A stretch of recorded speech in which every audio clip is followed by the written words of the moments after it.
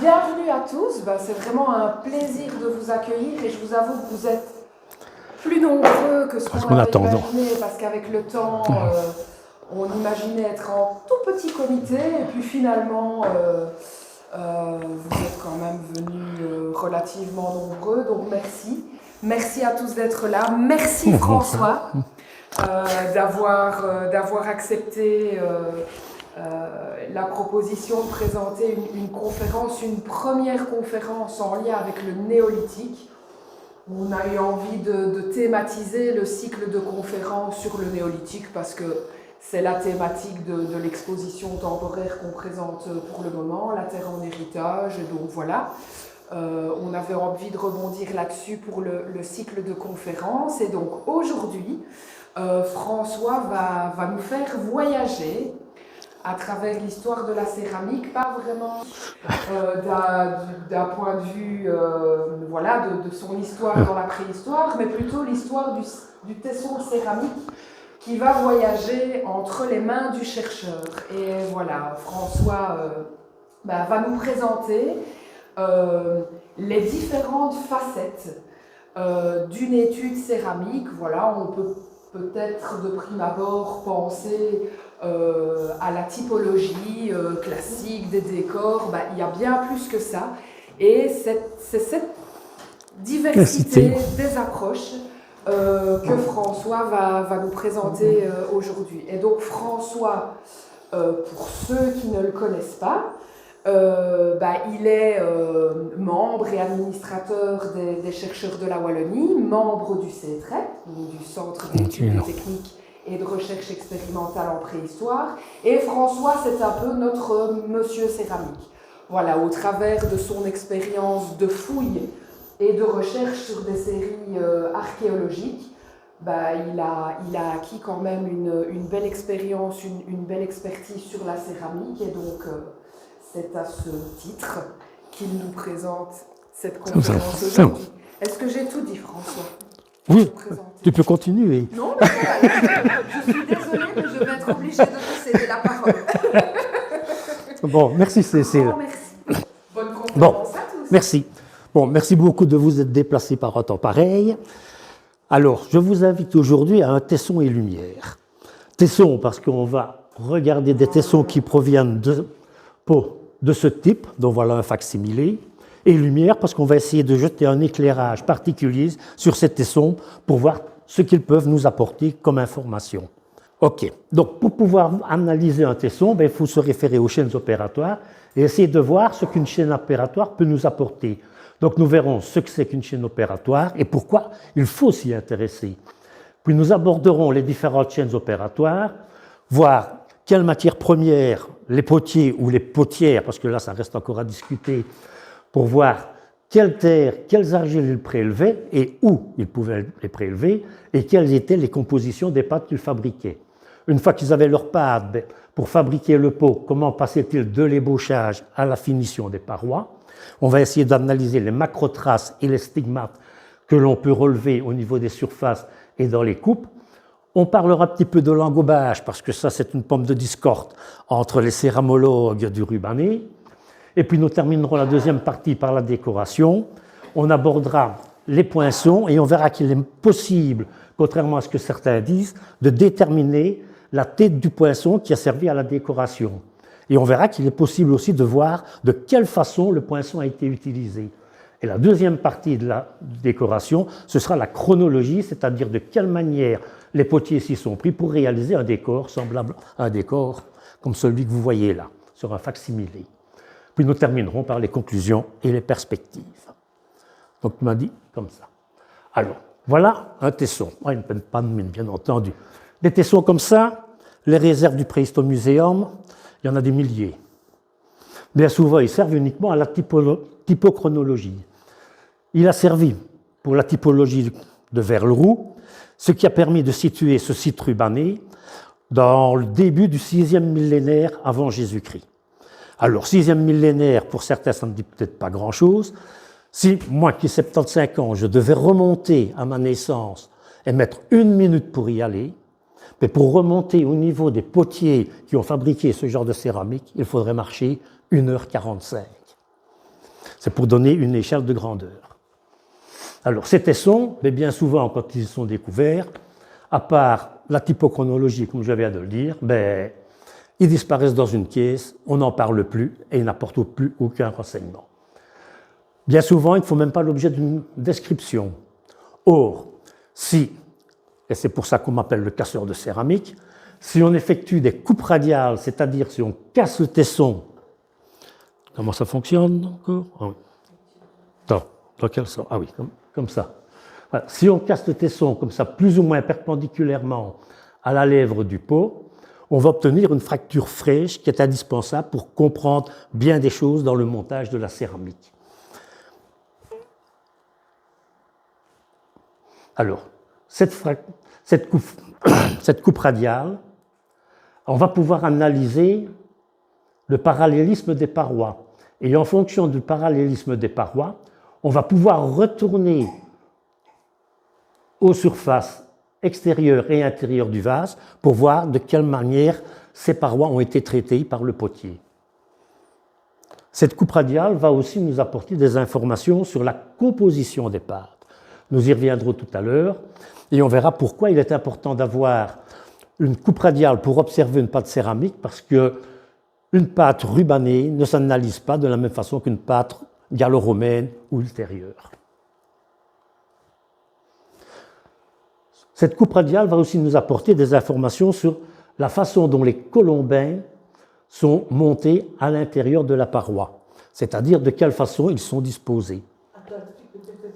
Alors, un colombin, pour ceux qui ne le savent pas, rappelez-vous votre école maternelle, vous prenez la pâte à modeler, vous la roulez sur la table, vous faites un boudin. C'est ça un colombin. Bien souvent, ils sont aplatis et certains sont plus hauts que larges, et on parle à ce moment-là de bandeaux.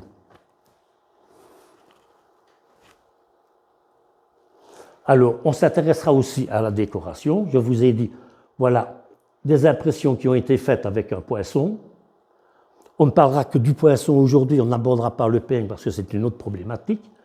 Mais en regardant attentivement des impressions de ce genre, et en les regardant à la loupe binoculaire, donc c'est-à-dire à fort grossissement, ceci représente 1 millimètre, il est possible de déterminer la pointe qu'avait le poinçon utilisé par le potier.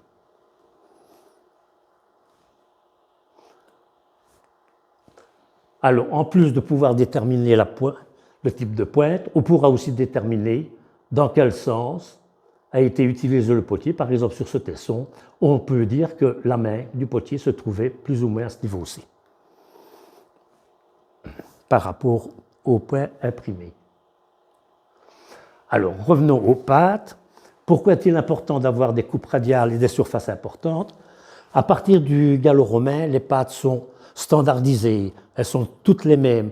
Et à partir d'un tout petit fragment, si je coupe une petite extrémité d'un tesson, en fonction de la composition de la pâte, de sa couleur et toute une série d'informations, je peux être certain de l'endroit où cette poterie a été fabriquée. Ce sont les fabriques romaines qui dépendent naturellement de toutes les officines qui ont été découvertes dans la zone gallo-romaine. Il n'en va pas de même pour le rubané, malheureusement. On connaît un four attesté où on a cuit de la céramique et un seul rejet d'atelier de potier. C'est tout ce qu'on connaît en Belgique pour le rubané. Alors, si on regarde ces pâtes, on voit qu'il y a une très grande diversité et qu'il est important de pouvoir avoir plusieurs observations parce que cette partie-ci n'est pas la même que celle-là. Et si on regarde ici, c'est encore plus flagrant. Et ici, là, c'est complètement évident. Et en fonction de la fracture, si je la fais ici, je vais obtenir une pâte qui est fine, à granulométrie inframillimétrique. Et si je fais ma coupe là, je vais avoir une granulométrie supramillimétrique. Ça, parce que les pâtes rubanées sont hétérogènes et hétérométriques en même temps. Voilà pourquoi il est important. Alors, pour analyser les pâtes, n'ayant pas de référentiel, il faut bien le constituer soi-même. Alors, à partir de différentes argiles qui ont été prélevées à différents endroits, comme par exemple avec Philippe à Ologny-aux-Pierres, dans une tranchée qui avait été faite, c'est pour les eaux, je crois, ou quelque chose, pour les eaux. On avait prélevé avec lui et Éric Goumard des exemplaires d'argile verte qui auraient pu convenir peut-être pour fabriquer des pots comme on en trouvait à Velleroux. Eh bien, avec ces argiles, on fabrique des petites plaquettes.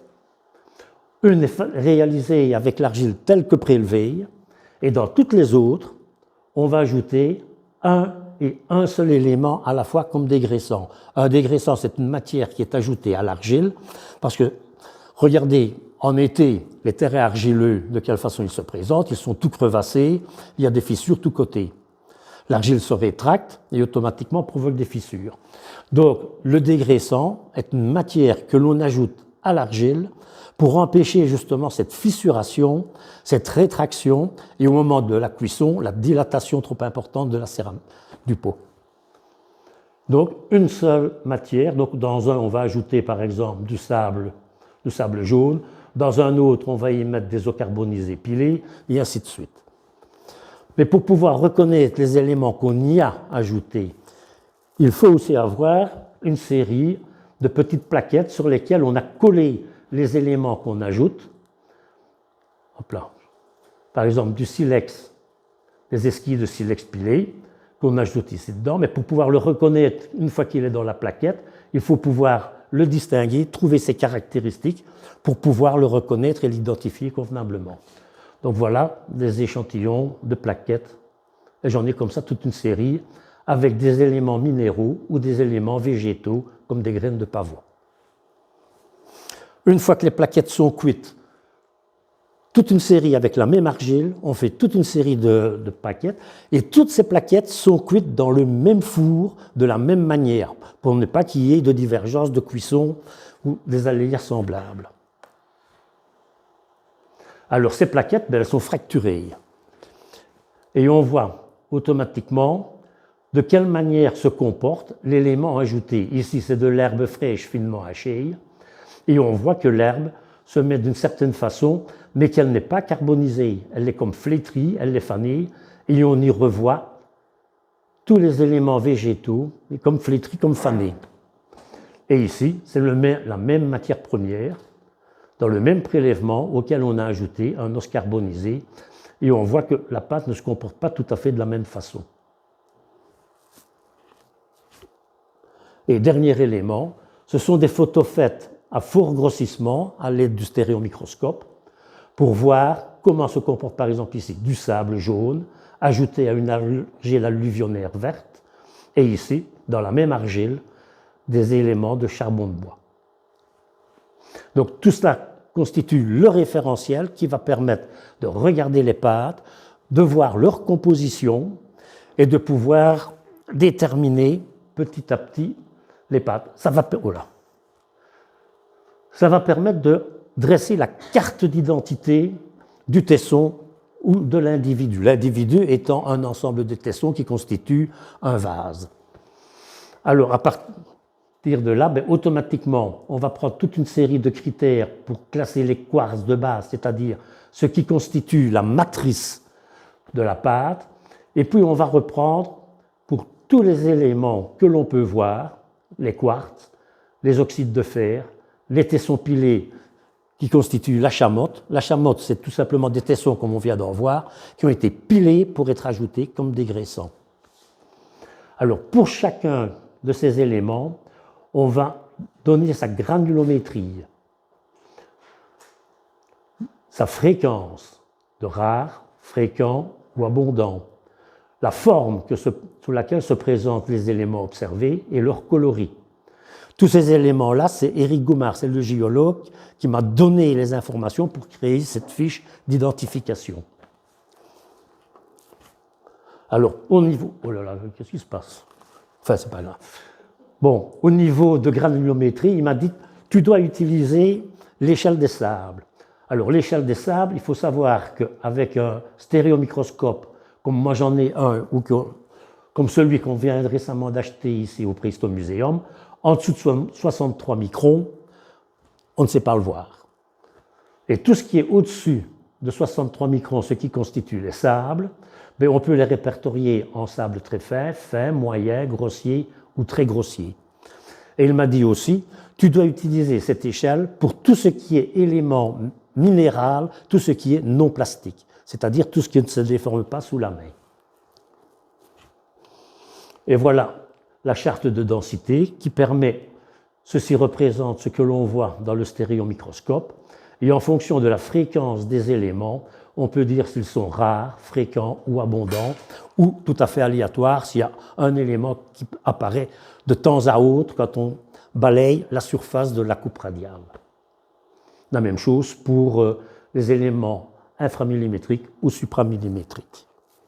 Une fois qu'on a fait ça, on a toute une série de fiches, de cartes d'identité, mais il va falloir les regrouper. Pourquoi faut-il regrouper ça? C'est pour pouvoir sélectionner une série de tessons qui seront envoyés aux géologues pour effectuer des lames minces et en laboratoire pour faire des analyses par spectrométrie, je ne sais plus le nom, spectrométrie par dispersion d'énergie.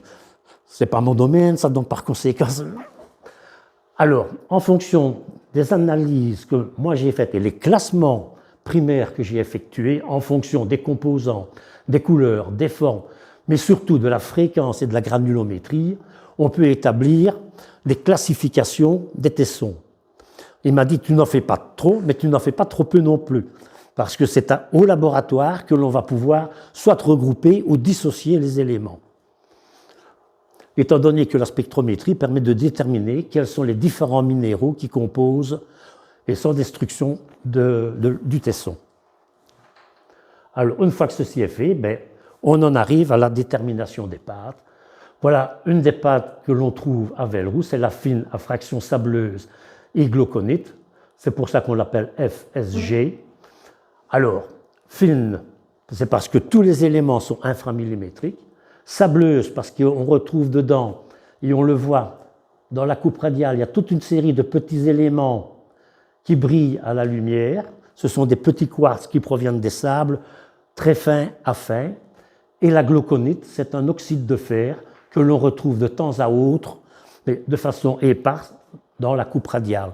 Il y a un maximum 10% d'oxyde de fer dans ces céramiques. Alors, ces pâtes, comment les potiers l'ont-ils fait? Ici, c'est tout simplement une argile telle que prélevée à l'endroit où ils en ont trouvé. Il s'agit d'un mélange naturel de plusieurs éléments qui proviennent d'âges différents. On y retrouve des argiles et des sables tertiaires à glauconite. On y retrouve des leuses quaternaires. On y retrouve des apports de terrain crétacé. Et dans tout cela, on retrouve aussi des débris lithiques qui proviennent soit du massif du Brabant, soit du massif ardennais. Donc c'est un mélange tout à fait naturel. Donc ici, ce genre de pâte, c'est une matière prélevée et utilisée telle que trouvée dans la nature. Malheureusement, on n'a pas encore trouvé où c'était. Voilà un deuxième tesson. On voit très bien que c'est tout à fait différent du précédent. On remarque à la surface des éléments qui sont plurimillimétriques et qui sont en fait de la chamotte. On a constaté aussi, comme d'autres l'ont fait avant nous, comme Dominique Bosquet, que les tessons de chamotte, qui sont ici, sont en fait des tessons qui proviennent des autres groupes de pâtes qui ont été pilés. Donc par conséquent, la chamotte utilisée, ce sont les tessons des vases cassés qui ont été récupérés et réutilisés et réinvestis. La matrice de cette pâte qu'on a appelée CH parce que chamottée est en fait une argile de dissolution à laquelle a été mélangée une fraction argilo-silteuse qui pourrait être duleuse. Alors ce leuse peut provenir des couches superficielles duleuses, mais en général on va retrouver ça sous forme de mélange dans les pentes des terrasses de Hesbaye par exemple. Le tesson suivant, FG, fine à glauconite. Alors si vous remarquez, vous allez voir toute une série de petits points noirs à la surface et ce sont les grains de glauconite qui naturellement sont verts et qui à la cuisson deviennent ou rouges, de rouge à noir. Alors le taux de glauconite, en grains de glauconite de ces pâtes fines est très très important. Alors, c'est une argile verte à fort taux de glauconite, mais qui est entrecoupée de limets de sable très fins. Et ces sables très fins, on les retrouve dans les quartz qui sont parsemés ici à travers toute la coupe radiale. Ici aussi, on est avec une argile qui est telle que prélevée par les potiers. La seule différence, c'est qu'en fonction des prélèvements et des niveaux et des limites de sable fin rencontrés, on va rencontrer plus ou moins de quartz dans les coupes radiales. C'est qu'il y a une certaine variabilité au niveau de ce groupe de pâtes. Oui, vas-y. Il n'y a pas de dégraisseur dans cette poterie-là? Dans celle-ci, non. Il n'y a rien d'autre. C'est une argile verte, tout simplement de la glauconite. C'est tout. La FSG non plus? Et FSG non plus. Il n'y a rien d'autre. Elle est utilisée telle que prélevée. Celle-là, par contre, ici, c'est un mélange qui peut avoir été fait par le potier, ou bien où c'est un mélange naturel dans un versant, où les deux, l'argile et l'argile silteuse, peut être retrouvée simultanément. Oui, n'hésitez pas à poser les questions au fur et à mesure. Ce sera plus facile qu'après pour se rappeler tout. Voilà un autre, c'est un sous-groupe. Donc, ils l'ont baptisé CHH parce que ce sont des tessons surcuits. Pourquoi surcuits? Ben ça, on n'en sait rien. Est-ce qu'ils ont été surcuits au moment de la fabrication, c'est-à-dire que la température du four est montée tellement haut que les tessons ont surcuit, ou bien ces tessons se sont retrouvés de façon aléatoire ou peut-être volontaire dans des foyers après leur fracturation. Alors, pourquoi est-ce que j'ai isolé ces tessons-là? Comment est-ce que j'ai pu? Mais tout simplement, ce qui m'a intrigué au niveau de ces tessons, ce sont les surfaces et toutes les fractures. Elles étaient couvertes d'une pellicule blanchâtre, mais pulvérulente, c'est-à-dire dès qu'on les touchait, ça partait en poussière. Et on voit ici tout le long cette partie blanchâtre que l'on retrouve. Elle est plus fréquente et plus épaisse sur la face externe que sur la face interne. Et autre caractéristique de ces tessons, c'est que dans la coupe, on voit que le cœur du tesson est brunâtre à noirâtre. C'est la même argile, c'est la même composition que pour le groupe CH. Autre groupe de pâtes déterminé par le géologue, c'est la CHF, c'est-à-dire la chamottée fine. Alors, vous remarquez que ceci correspond très fort comme composition, comme matrice, on va revenir en arrière, à celui-ci, à la fine, à fraction sableuse et glauconite. La seule chose, c'est que ici, on ne retrouve pas justement de grains de glauconite brûlés. Par contre, on y retrouve toute une série de petits quartz, c'est ce qui brille, et d'autres éléments plus mat, qui sont en fait des grains de chamotte, mais qui ont été très finement pilés. Et pour avoir ce genre de choses, il faut soit tamiser, soit provoquer par sassage et par vibration, de façon à écarter les éléments les plus lourds latéralement et récupérer la partie centrale qui restera plus fine. Et automatiquement, il s'agit d'un mélange de potiers. Et voilà, le dernier groupe de pâtes qui existe à Velleroux, c'est la pâte S, c'est-à-dire c'est une argile argilo-silteuse avec un apport d'argile de désagrégation. C'est-à-dire des agrégations. Dissolution, c'est par l'eau. Désagrégation, c'est par tous les autres mécanismes, le gel, le vent. Alors, ici aussi, il s'agit d'un mélange qui pourrait être naturel, ou alors les potiers ont trouvé l'argile de dissolution et ils y ont incorporé la partie silteuse. Et on remarque que cette pâte est relativement mate. Donc voilà les différentes pâtes que l'on retrouve sur le site de Velleroux. Et il n'y en a pas d'autres. Une fois qu'on a ça, alors, d'où viennent ces pâtes? Dans ses analyses, Éric Goumard a pu déterminer de potentiels endroits où on pourrait les trouver. Si on prend le groupe CH, argile de dissolution et une partie silteuse, automatiquement, ce sont des dissolutions calcaires. On va retrouver cela dans la vallée de l'Ornaud ou dans la vallée de la Méhaigne. Pour la fine, la fraction sableuse et glauconite, mais étant donné le mélange des différents éléments que je vous ai décrits tout à l'heure, c'est automatiquement dans des vallées comme la vallée de la Meuse, les affluents de la rive droite comme le Hoyoux, mais aussi des rivières qui viennent du massif du Brabant comme la Méhaigne. On retrouve la même chose pour la Dendre la séne et la sénette. Cas plus particulier, c'est la phénagloconite. La phénagloconite, c'est une argile automatiquement que l'on va retrouver dans des poches karstiques, notamment dans la vallée de la Méhaigne, et il y en a une à Vinalmont, mais qui est résiduelle. La plus grosse poche se trouve dans la vallée de l'Ornaud, du côté de Jean-Blou.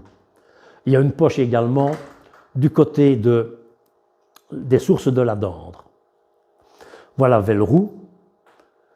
Et alors, pour la silteuse, étant donné qu'il s'agit d'une argile de désagrégation à laquelle est mélangée une fraction silteuse, on va la retrouver dans la vallée de la Méhaigne, la vallée du Gers, ou comme ici, le ruisseau des Aouirs. Alors, on voit automatiquement qu'à Velleroux, on se trouve relativement près, maximum 20 km, d'un endroit où on va pouvoir retrouver toutes les matières premières utilisables, au grand maximum. Naturellement, cela suppose qu'à Velleroux, il y a eu des potiers. Or, des potiers, est-on certain qu'à Velleroux, il y en a eu. Plusieurs indices sont concordants pour pouvoir voir qu'il y aurait de possibles fabrications, on n'a pas dit qu'il y en a, mais il y a de possibles fabrications de céramique à Velleroux. Il y a plusieurs indices, notamment de rejets abondants de terre cuite qui partent d'une même place centrale, c'est-à-dire les rejets des carcasses de four qui ont été rejetés dans les fosses aux alentours. Il y a plusieurs éléments qui montrent que, notamment le dégraissant utilisé qui provient d'autres tessons qui ont été utilisés sur place. Et alors, il y a des preuves de fabrication par des enfants sur place ou par des artisans, des apprentis. Donc ce sont des éléments concordants qui permettraient de pouvoir dire qu'à Velleroux, il y a quand même eu une fabrication de céramique, mais si on n'a pas trouvé de four en réalité. Une fois que les informations du géologue et du laboratoire reviennent à l'archéologue, étant donné qu'au départ, on avait fait une série de classifications, il va falloir réattribuer les tessons à leur groupe réel. Donc ça redemande un travail de réappropriation. Alors revoilà tous les groupes, et à partir de là, on va pouvoir détailler le corpus en fonction des individus. Et on voit automatiquement que le groupe CH, en y ajoutant le groupe surcuit, représente 45% d'approvisionnement pour la fabrication des céramiques de Velleroux. Les deux autres groupes fines, phénagloconite et fines à fraction sableuse et glauconite, sont à peu près à égalité. En fait, ces deux pâtes se ressemblent relativement, mais la grosse différence, c'est que dans la phénagloconite, le taux de glauconite est tellement important qu'il est facilement différenciable de celle-ci. Alors, il reste la chamoté fine. On voit très bien que la chamoté fine et la pâte silteuse représentent en fait très peu.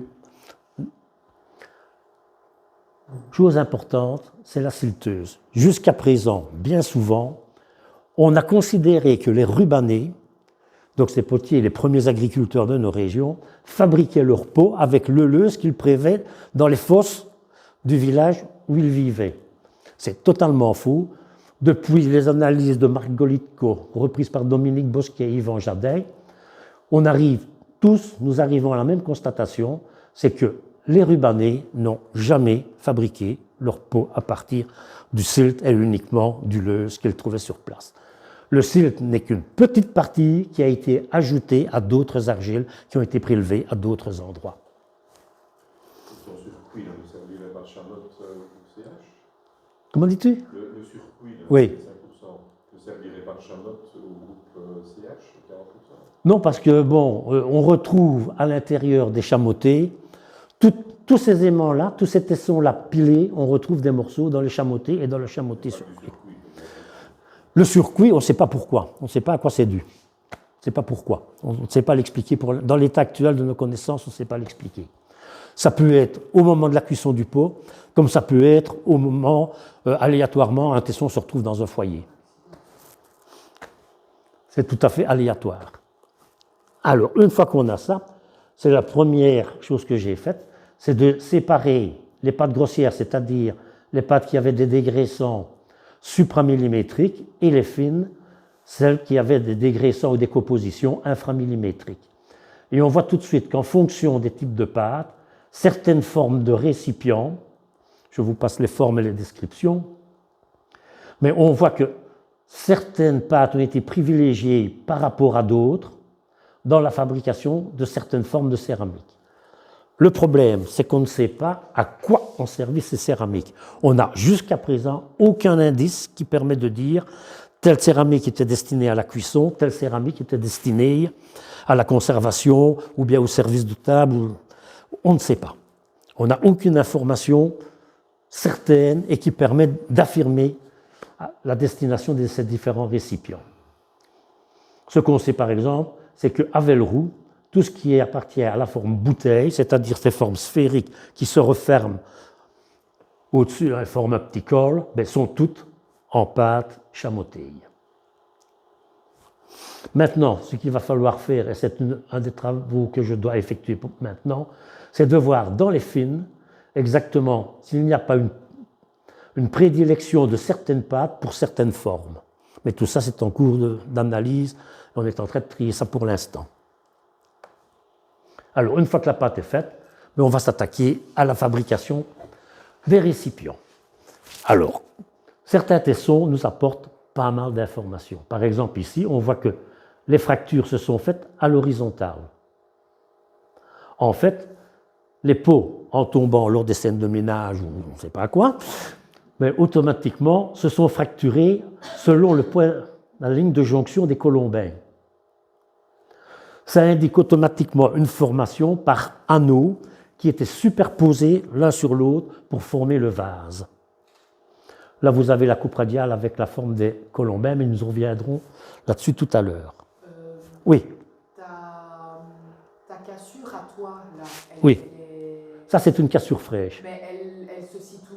Alors, on voit, voilà, le premier rang de colombin, le voici ici, ouais. C'est un bandeau, étant donné qu'il est plus grand que 1 cm. Et voilà le colombin ici, il a une forme C. Toi, tu as cassé. Moi, la fracture, elle est ici, la voilà. Ah, donc ça, c'est ta fracture. Ça, c'est ma fracture à moi. D'accord, c'est ta fracture à toi. Et on retrouve ici la fracture à ce niveau-ci. Et cette fracture-là, cette partie ici, c'est celle-ci. Et cette fracture-ci, elle se trouve ici à ce niveau-ci. Mais c'est toutes des fractures. C'est toi qui as cassé partout? Pas ici. Non, non, ça c'est naturel. Ça, ce sont des fractures naturelles et ça, c'est la mienne. C'est la tienne. Oui, comme ici, la mienne, elle est ici, mais bon, il a cassé. Okay. Pourquoi est-ce qu'il est parti en oblique ici? Ça, je ne saurais pas l'expliquer pour l'instant. Il faudra que je regarde plus en détail. Autre façon de monter un vase, on voit ici les liaisons des colombins qui n'ont pas été bien unis l'un à l'autre, et on voit que les colombins sont placés en oblique. On a un montage, ce qu'on appelle en spirale, comme un colombin, un escalier en colimaçon. Et on voit très bien que les colombins, le jointoyage entre les colombins est loin d'être parfait. On voit très bien qu'il y a eu un étirement du colombin supérieur, à ce niveau-ci, sur le colombin inférieur. Tandis qu'ici, on est avec un pinçage. On voit de temps en temps une trace digitale qui a subsisté. Certaines, alors, on peut constater ce genre de montage sur la face externe, mais aussi sur la face interne. Et on voit ici le lien des colombins est ici. Et on voit ici le colombin à ce niveau-ci.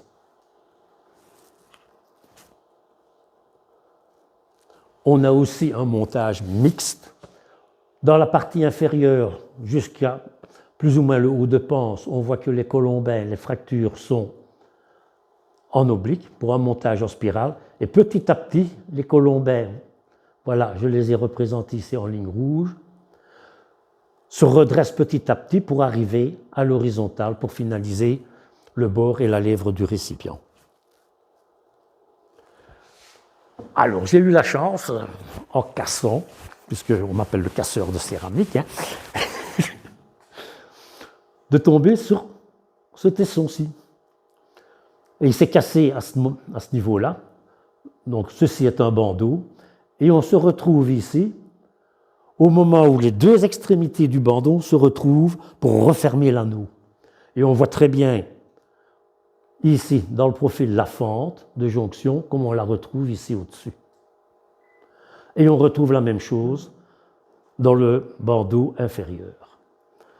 Ce qui me pose problème pour l'instant, c'est celui-ci. On voit très bien ici, dans le profil, les colombins, les formes des colombins, et on voit qu'on a rajouté, aussi bien sur la paroi intérieure qu'extérieure, une épaisseur de pâte le long des colombins. C'est une technique qu'il va falloir essayer, que j'ai fait essayer à André le week-end, non pas le week-end dernier, le mercredi avant, et qu'il faudra qu'on finalise et vérifier quand on va casser le pot pour voir si ça correspond bien à ce qu'on a là. Et que tu n'observes pas souvent. Ah non, ça c'est la première fois que je vois ça. J'avais jamais vu ça. Comment? Ah oui, oui, c'est la même pâte. C'est les mêmes dégraissants, on retrouve les mêmes grains de chamotte partout. La matrice est la même. Donc automatiquement, ils ont monté le vase en superposant les colombins. Ils n'ont pas passé leur temps à les unir. Donc ils ont juste été juxtaposés et puis ils ont plaqué de la pâte le long, aussi bien à l'intérieur qu'à l'extérieur. Oui, oui, pas vraiment de lissage, c'est carrément de la pâte. Parce qu'on ne peut pas parler d'engobe ni de surfaçage, parce qu'automatiquement, quand on voit la granulométrie des éléments qui sont dedans, c'est pas ça. On en parlera tantôt du surfaçage. Ah oui, les colombins sont très minces. Voilà l'échelle, voilà 1 centimètre. Donc quand tu regardes, automatiquement, ce sont des colombins qui ont certainement été légèrement aplatis et qui ont été superposés. Rappelle-toi au stage de céramique. Au stage de céramique, j'ai montré des vases que Jacques avait montés, où je lui avais demandé de uniquement superposer les colombins et ne faire que la régularisation à l'intérieur ou à l'extérieur. Ces vases ont été cuits et ils ont tenu, alors que c'était tout simplement une superposition avec un lissage externe. Ce n'était pas un ajout de pâte, il avait tout simplement lissé les colombins sur l'extérieur pour les réunir l'un à l'autre. Et l'intérieur est resté tel que monté par colombin. Et ça peut être un étirement, en fait, quand on tire en fait, l'argile vers le bas. Ici, Un colombin qui était plus large et qui s'est remis plus bas.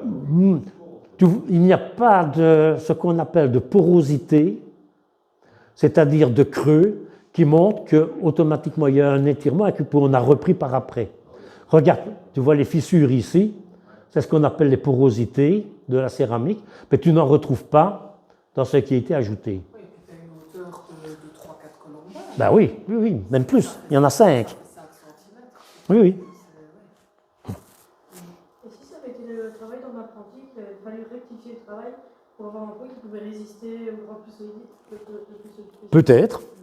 Mais ça, ce sont des hypothèses. Toutes les hypothèses sont les bonnes, mais bon, on n'a aucune preuve pour l'instant, ni voir si c'est une technique très spéciale ou très particulière qui a été utilisée par un potier ou des potiers, si ça se représente.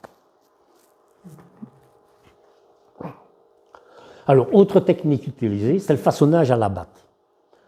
Donc, les vases, tous les vases rubanés sont montés au colombin ou au bandeau. Mais pour la régularisation de la paroi, automatiquement, on va utiliser une batte. Une batte, c'est un morceau de bois aplati que l'on va tapoter à la surface. Les photos ne rentrent pas très bien, mais ici, on voit très bien qu'il y a des aplats. Ce n'est pas facile à montrer sur des photos. Au stage de taille, j'ai montré ce tesson-ci, et ça se remarquait particulièrement bien, même quand on passe la main sur le tesson, on remarque justement tous les plats. Et on le voit ici, dans la photo qui a été prise ici, on voit que la surface n'est pas tout en arrondi, comme ça pourrait être. Alors, particularité, c'est que aussi bien des tessons décorés que des tessons non décorés ont été fabriqués par cette technique. Donc, il n'y a pas une priorisation d'un type de récipient par rapport à l'autre. Alors, le battage, il se fait en commençant d'un côté, et le potier fait tourner son pot et tapote la paroi par niveau. Même chose ici, on voit. Voilà. Au début, personnellement, j'y croyais pas. Au battage par des rubanés. Surtout, sitôt dans la chronologie rubanée.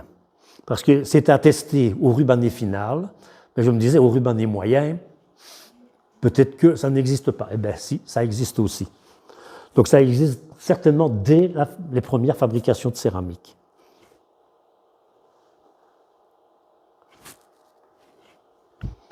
Alors, voici une technique assez particulière qui a été relevée, qui a été montrée dans la thèse par Louise Goumard, qui a étudié toute une série de sites de Belgique et de France. C'est une technique particulière où le montage commence par le bord du vase et puis termine par le fond. Alors, si vous regardez dans le cercle rouge, vous allez voir, ici repris en jaune, toute une série d'impressions digitales. C'est-à-dire qu'au moment où le potier arrive à la fin pour terminer son pot, il ne sait plus mettre de colombin. Donc il a constitué une opercule avec une plaque d'argile qu'il a fixée par l'intérieur et qu'il fixe par pression digitale pour former le fond. Et cette cupule, elle est concave, on la retrouve ici dans la coupe radiale qui est celle-ci.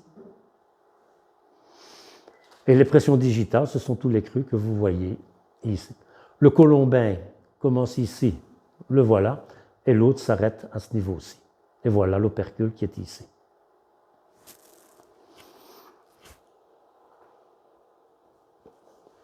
Alors, pour analyser une coupe radiale, bien souvent on me dit, mais comment fais-tu pour regarder les différents éléments? Alors, automatiquement, on va retrouver, comme ce dont je parlais tantôt, les porosités. On va regarder leur orientation. Il y en a des plus grandes, il y a des macropores, mais il y a aussi des micropores, comme là, comme ici. Et on va regarder aussi l'orientation de toutes les particules non plastiques comprises dans la pâte et voir de quelle façon elles s'organisent. Et on voit qu'à cet endroit-ci, si vous regardez bien, je ne sais pas si la photo est nette assez, on voit que toutes les particules, les petits grains de quartz et tout ça, sont alignés de façon circulaire. La même chose ici. Et ici, elles sont alignées en suivant la porosité. Ici, elles sont alignées en formant un C. Et ici, elles sont alignées en oblique. Particularité, c'est au-dessus. On voit une porosité ici et on voit que la pâte est différente. Donc il y a eu un étirement et on a replié la pâte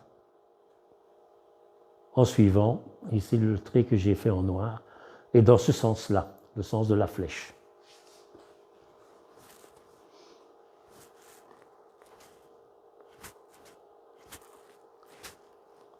Ah oui. Bon, alors ici, ouais. Oh ben, on va le laisser, on va voir les deux en même temps. Qu'est-ce que c'est que ça?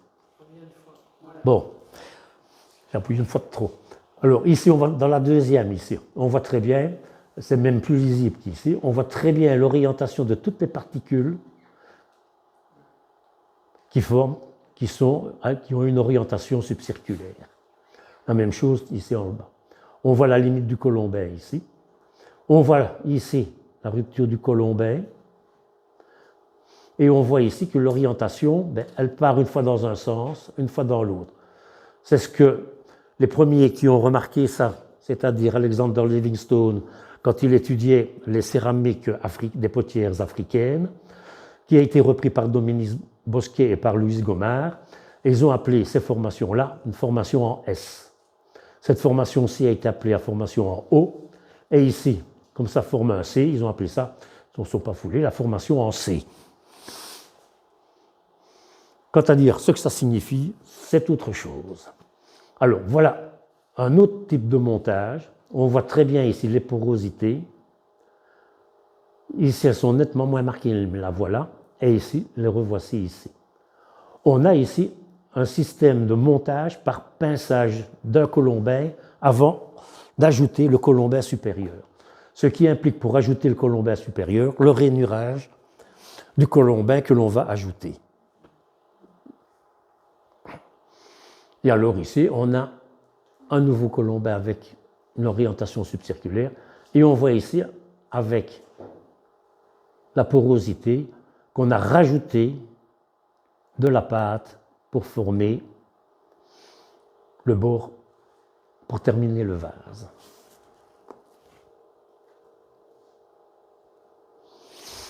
Alors, au niveau des bords et des lèvres des récipients, les lèvres, bon, Christian ne va peut-être pas être d'accord avec moi, étant donné qu'une lèvre sur un vase n'est pas toujours égale sur toute la périphérie du vase, mais généralement, il faut bien se contenter de ce que l'on a pour l'analyser.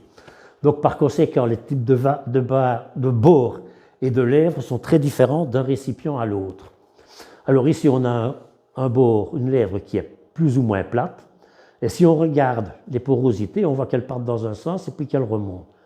Et on n'a pas, comme sur celui que je vous ai montré tout à l'heure, les porosités et les éléments non plastiques qui tournent pour revenir vers l'extérieur. Donc on a eu un étirement du colombin qui donne cette forme en S, vraisemblablement, parce que ça reste encore à prouver, et puis un écrêtage à l'aide d'une lame de silex pour régulariser le bord.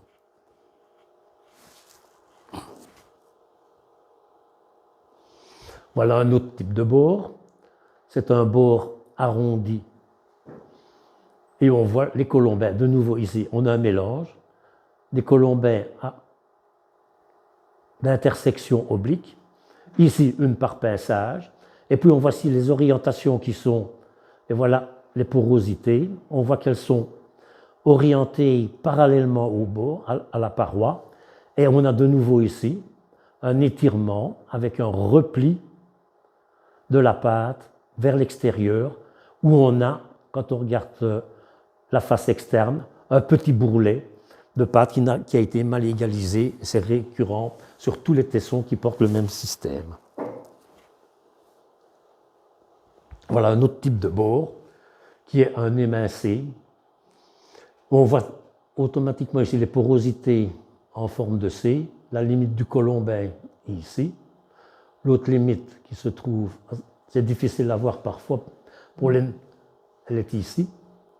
Elle est moins régulière que sur la ligne que j'ai tracée, bien entendu.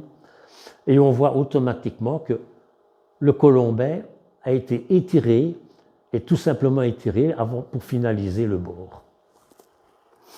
Et là, c'est fait par pression. On retrouve ici les traces digitales et on voit l'irrégularité de la surface dont je vous parlais tout au début. Le profil permet de voir ce qui a été effectué pour le traitement de la paroi. Ici, on a un bord arrondi bien régulier et on retrouve de nouveau notre montage par colombin, par pinçage, préalablement à l'ajout du colombin. On retrouve, voilà, les limites des colombins, on les voit, on la voit ici avec les porosités. Et ici, ce qui s'est passé, c'est qu'une fois que le colombin ici a été placé, on l'a pincé et puis on a rajouté un colombin pour former la lèvre. Et toutes les particules sont orientées en C, mais orientées vers le bas.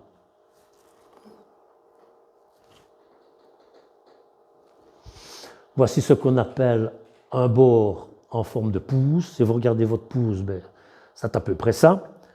On a de nouveau une formation où toutes les particules fines sont orientées en forme de C, elles sont de façon curviligne. Et au-dessus, voilà la limite ici. Et on a ici un petit colombin où toutes les orientations sont subcirculaires. Alors, est-ce l'extrémité d'un colombin qui est venu mourir pour régulariser le bord? Ça, on ne saurait pas le dire, étant donné que, malheureusement, à lui seul, c'est un individu. Il a le sol de socle. On n'a pas moyen de vérifier autrement. Et voilà un autre type de bord. Et on voit de nouveau les colombins, de nouveau le pinçage que l'on retrouve ici, qui est une technique relativement fréquente à Velleroux. Et on retrouve ici les colombins, et on a un ajout de pâte ici pour former la lèvre et le bord. Alors, ces coupes radiales, c'est très bien de les analyser, c'est très bien de voir la forme qu'ont les colombins, mais ce qui serait important de savoir, c'est que en fonction qu'on a un S, qu'on a un alignement plus ou moins vertical par rapport aux parois, ou si on a un C. Dans toute la littérature que j'ai pu consulter, ils utilisent le conditionnel. Cela pourrait être, il se pourrait que, on parle de pinçage aussi bien en forme de C, que pour en forme de S, que pour quand les alignements sont rectilignes, parallèles aux parois. Donc finalement, la seule chose certaine, c'est que cette forme-ci, ça, c'est par pinçage préalable à l'ajout d'un nouveau colombin. Pour les autres, il va falloir faire toute une série d'expérimentations pour voir quel geste peut être associé à quelle forme, à quel aspect de colombin. Est-ce qu'un geste produit plusieurs aspects, ou bien est-ce qu'un même aspect peut être produit par plusieurs gestes différents? Et ça, on ne sait pas encore pour l'instant. Ce sont des expérimentations qui sont prévues. Ceux que ça intéresse, ils sont les bienvenus. Hein. Il y a 60 pots à faire.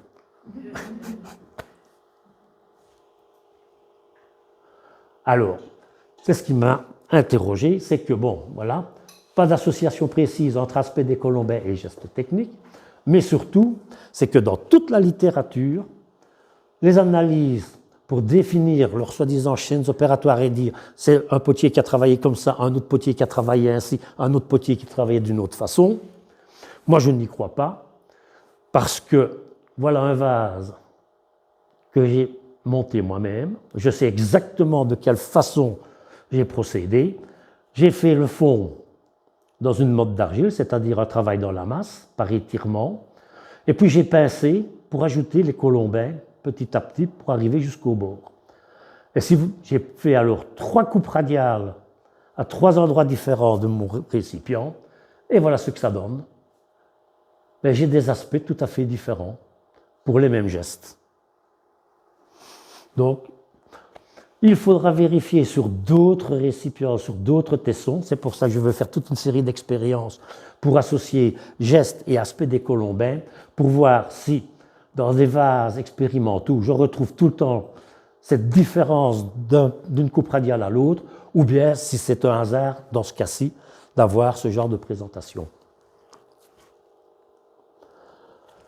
Une fois que les colombins sont montés, il va falloir régulariser les parois.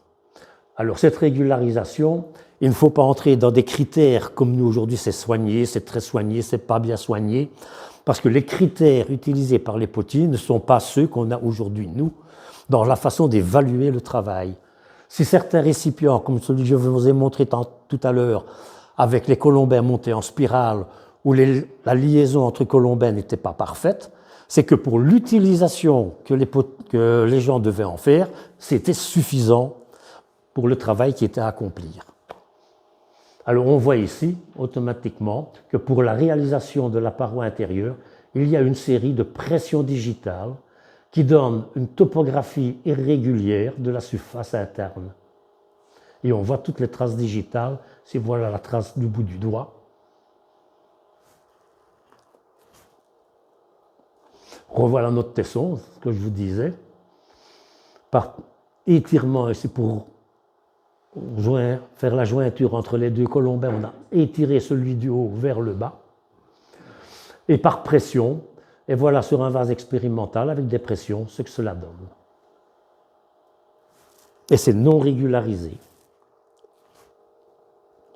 Par contre, si on regarde cette paroi-ci, on voit qu'elle est parfaitement régulière. Les deux bords du tesson sont relativement bien parallèles. Ça veut dire que la paroi a été retravaillée de façon à enlever les aspérités et les creux que l'on peut apercevoir ici. Puis on a passé avec un instrument, vraisemblablement un galet, pour produire cette topographie en ondes régulières. Et puis il y a eu un lissage au doigt qui se remarque justement aux tracés digitaux. Et ici, naturellement, c'est l'altération due au contexte d'enfouissement ou d'utilisation qui a fait en partie disparaître ces traces, mais à la loupe binoculaire, on les remarque très bien. Alors voilà un autre tesson, voilà la limite des colombins, et on voit ici qu'on a toute une série de pressions digitales pour faire la jointure entre les deux colombins. Il n'y a pas eu de traitement de surface, étant donné que tous les éléments non plastiques n'ont pas été renvoyés vers l'intérieur de la paroi. Et voilà le même genre de pression sur une pâte, mais qui ne comporte pas les éléments non plastiques de cette pâte. Alors, si on regarde ici la paroi intérieure de ce récipient, on voit très bien que sa topographie est parfaitement régulière, parfaitement lisse. Donc, il y a eu une régularisation. On a utilisé un instrument qu'on appelle une estèque. L'estèque, c'est tout simplement un instrument avec un bord courbe, qui peut être en bois de cervidé, qui peut être une coude d'animal, qui peut être un tesson de poterie, qui peut être un coquillage, qui peut être toutes sortes de choses. Du moment qu'on a un bord arrondi, ça permet de racler l'intérieur, d'enlever les surplus de pâte et de reboucher les creux, et qui permet ainsi d'avoir une surface parfaitement régulière à l'intérieur. En plus de la régularisation, il y a eu un polissage, et on voit que les particules ont été partiellement rentrées à l'intérieur. Et voilà une expérimentation qui vient d'être faite avec un polissage au galet de quartz qui donne cet aspect-ci. Une fois cuit, c'est encore plus. Et malheureusement, je n'ai pas su faire les photos pour les présenter aujourd'hui, puisque ça a été fait, la cuisson date de dimanche dernier. Voilà un autre type de tesson. On remarque les colombins, les jointures. On voit qu'il y a toute une série d'éléments non plastiques qui sont toujours en surface. Donc il y a une régularisation partielle à l'estèque.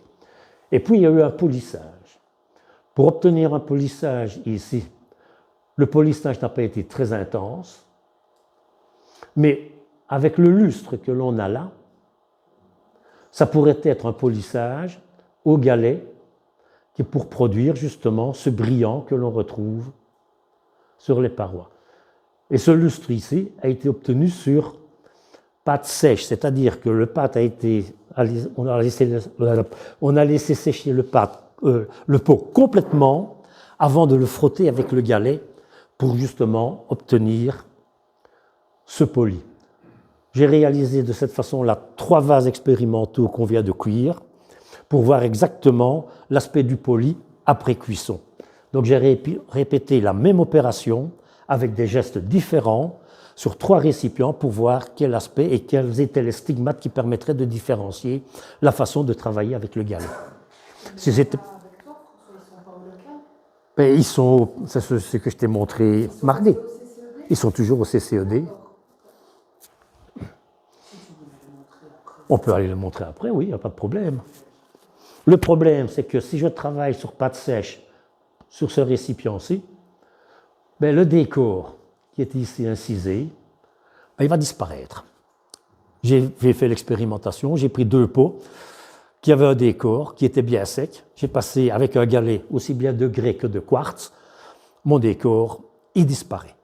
Donc par conséquent, ce polissage-ci, pour avoir un lustre semblable, doit se faire avant la décoration et ne peut pas se faire sur pâte sèche.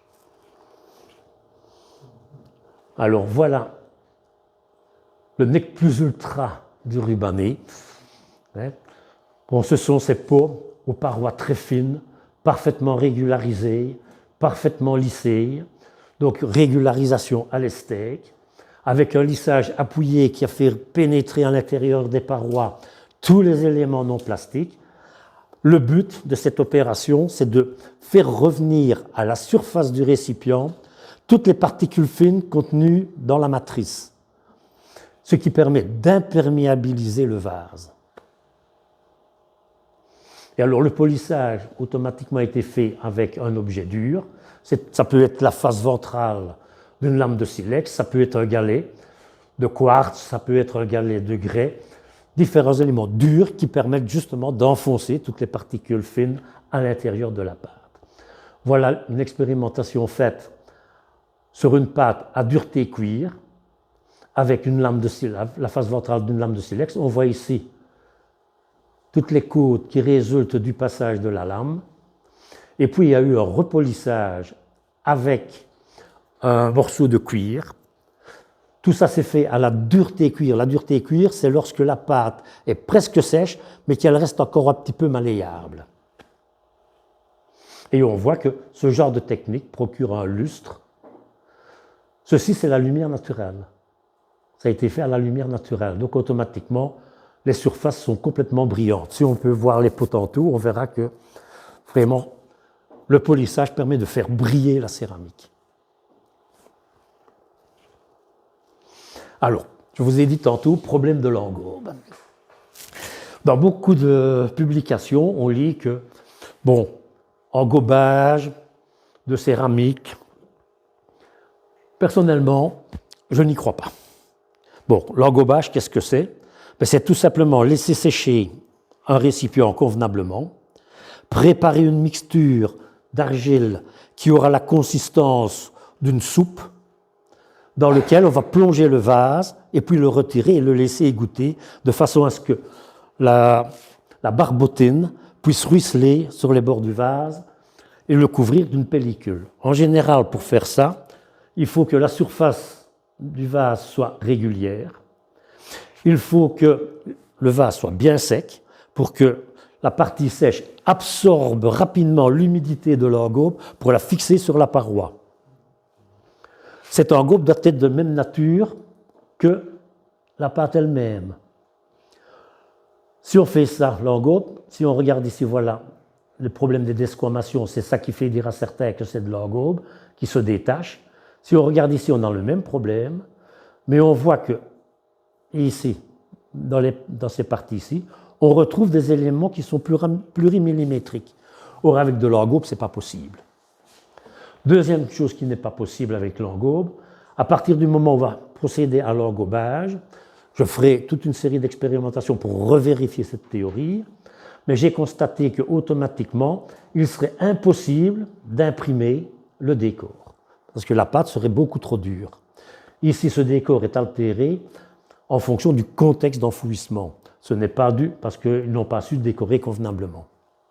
Parce que j'ai d'autres tessons du même récipient où on voit parfaitement le décor. Pourquoi ce serait trop dur pour faire un décor dessus? Ça ne pénétrera pas dans la paroi. Parce que pour décorer, il ne faut pas que tu appuies comme un seau pour pouvoir enfoncer ton poinçon dans la pâte. Si tu fais ça, tu vas casser. La pâte est déjà trop sèche un peu pour le... S'il vous plaît? La pâte est déjà trop sèche. La pâte est déjà trop sèche, puisqu'il faut qu'elle soit bien sèche pour pouvoir absorber l'humidité de l'engobe. Alors, une des théories à laquelle je crois, c'est que c'est un polissage intense des parois qui a été très poussé. On voit très bien que ce sont des particules très fines et qui se desquament. Voilà un vase expérimental qui présente exactement les mêmes altérations. Et ce polissage, ça a été fait à la lame de silex et puis au cuir. C'était très poussé. On voit très bien le lustre sur toute la surface du pot. Voilà, autre système mais qui n'est pas non plus de l'engobage, parce que l'engobage, il est millimétrique, et on voit très bien ici les porosités, et on voit qu'on a rajouté, c'est le même tesson, mais vu de façon différente. On voit très bien qu'il y a eu un ajout de barbotine, mais ici barbotine épaisse, comme je t'ai fait faire André, sur le tesson, enfin sur le pot. Et on voit ici que automatiquement, ce n'est pas la même pâte que celle qui a été utilisée pour fabriquer le pot. Et toutes les particules assez importantes qui n'ont pas été enfoncées dans la paroi, puisque la paroi peut rester irrégulière, mais quand on ajoute la pellicule de barbotine, elles ressortent en surface. C'est dans quel but, en fait? Est-ce que c'est plutôt, je voulais dire, culturel, ou est-ce que c'est plutôt fonctionnel? On voudrait bien le savoir. On voudrait bien le savoir. Pourquoi? Il faudrait d'abord voir si on a plusieurs éléments qui se rapprochent de ce style de fabrication. Ça se rapproche un petit peu de ce qu'on a vu tantôt avec les colombins faire, avec une plaque d'argile qui a été remise contre. C'est peut-être le même système, mais avec des colombins un peu plus épais, mais avec une pellicule plus fine. Alors, passons maintenant à la décoration. Bon, le décor d'un vase rubané répond à une grammaire stricte qui a été décrite par Paul-Louis Van Berck, et ça fait l'objet de sa thèse. Alors, tous les vases rubanés s'inscrivent dans une sphère, tous. Ils se composent de 3 éléments principaux dans la décoration, un décor de bord, un décor principal et des motifs secondaires. Bon, je vous passe toute la terminologie. Ce qui est important à savoir, c'est que le motif principal, le décor principal, est composé d'un motif. Voilà, le motif est ici, ceci. Et il est répliqué un certain nombre de fois à la surface du vase. Il est répliqué soit par homothétie, c'est-à-dire tout simplement par translation. On le prend, on le déplace, on le remet à côté, on le remet à côté, on le remet à côté. Ça peut se faire soit en suivant le diamètre, soit de haut en bas, en suivant l'équateur du vase. Ça peut se faire par miroir. Donc il y a toute une série de possibilités et qui répond dans le cadre de la gestuelle de la céramique à ce qui correspond à la culture rubaneille. Alors, pour faire ces décors, il va falloir pas mal de compétences. Alors, regardons et on va essayer d'abord de déterminer les outils, les poinçons qui ont permis de décorer ces tessons. Voilà 3 tessons différents. Vous voyez tout de suite que si je regarde le décor de bord ici, il n'est pas le même que celui-là. Ce ne sont pas les mêmes impressions. Si je regarde ici, bon, vous devez me croire pour l'instant, vous le verrez après, ce sont des impressions en forme de fer à cheval. Ici, ce sont des petits ronds. Là, on a des triangles. Et là, on a des formes ovales.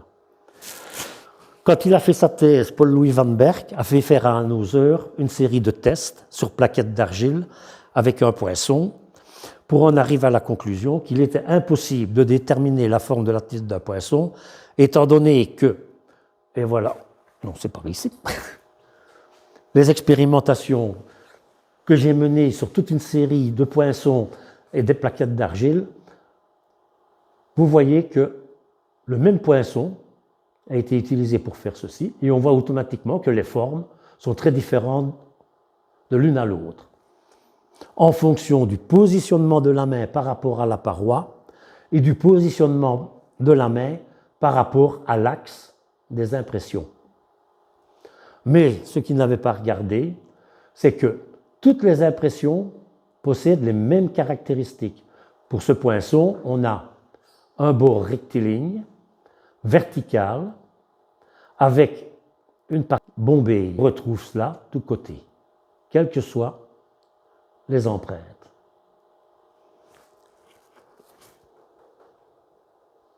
Alors, voilà ce que je vous disais. Voilà un grossissement. On voit très bien cette forme en forme de fer à cheval.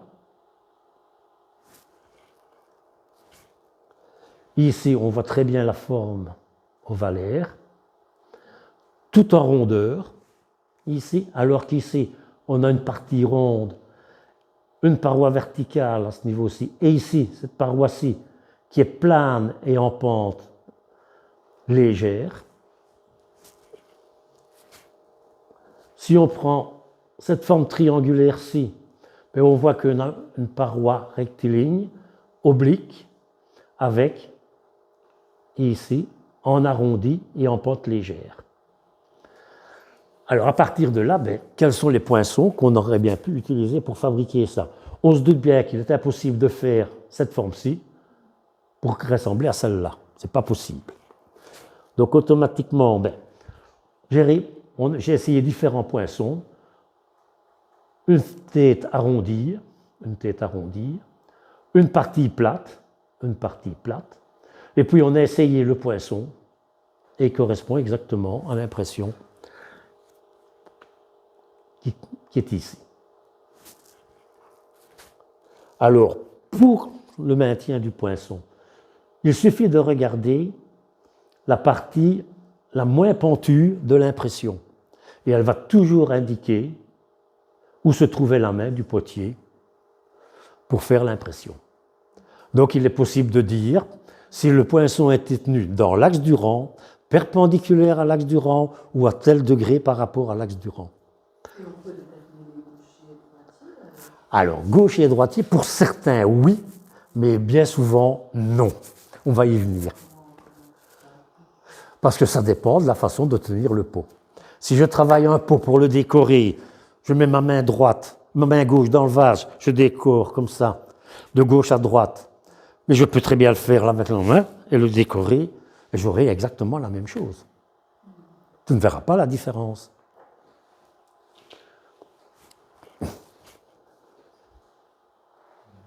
Ah, voilà. Ici, on a dit donc, tout en rondeur, les bords ça forment un ovale, et l'intérieur est tout en courbe. Donc automatiquement, la tête est tout en courbe également. Et ici, on a une paroi rectiligne. Donc voilà la paroi rectiligne. Ici, c'est en arrondi, et c'est l'arrondi. Donc c'est tout simplement un bâtonnet qui a été coupé perpendiculaire ou plus ou moins perpendiculaire à l'axe, et le voilà utilisé dans les impressions. Donc, comme je vous disais tout à l'heure, on voit la pente oblique qui indique où se trouvait la main, et on voit ici que le potier, pour décorer cette partie-ci du décor, a tenu le poinçon dans l'axe durant qu'il voulait imprimer. Et il a une section triangulaire, un petit bâtonnet? Non, non, il est rond.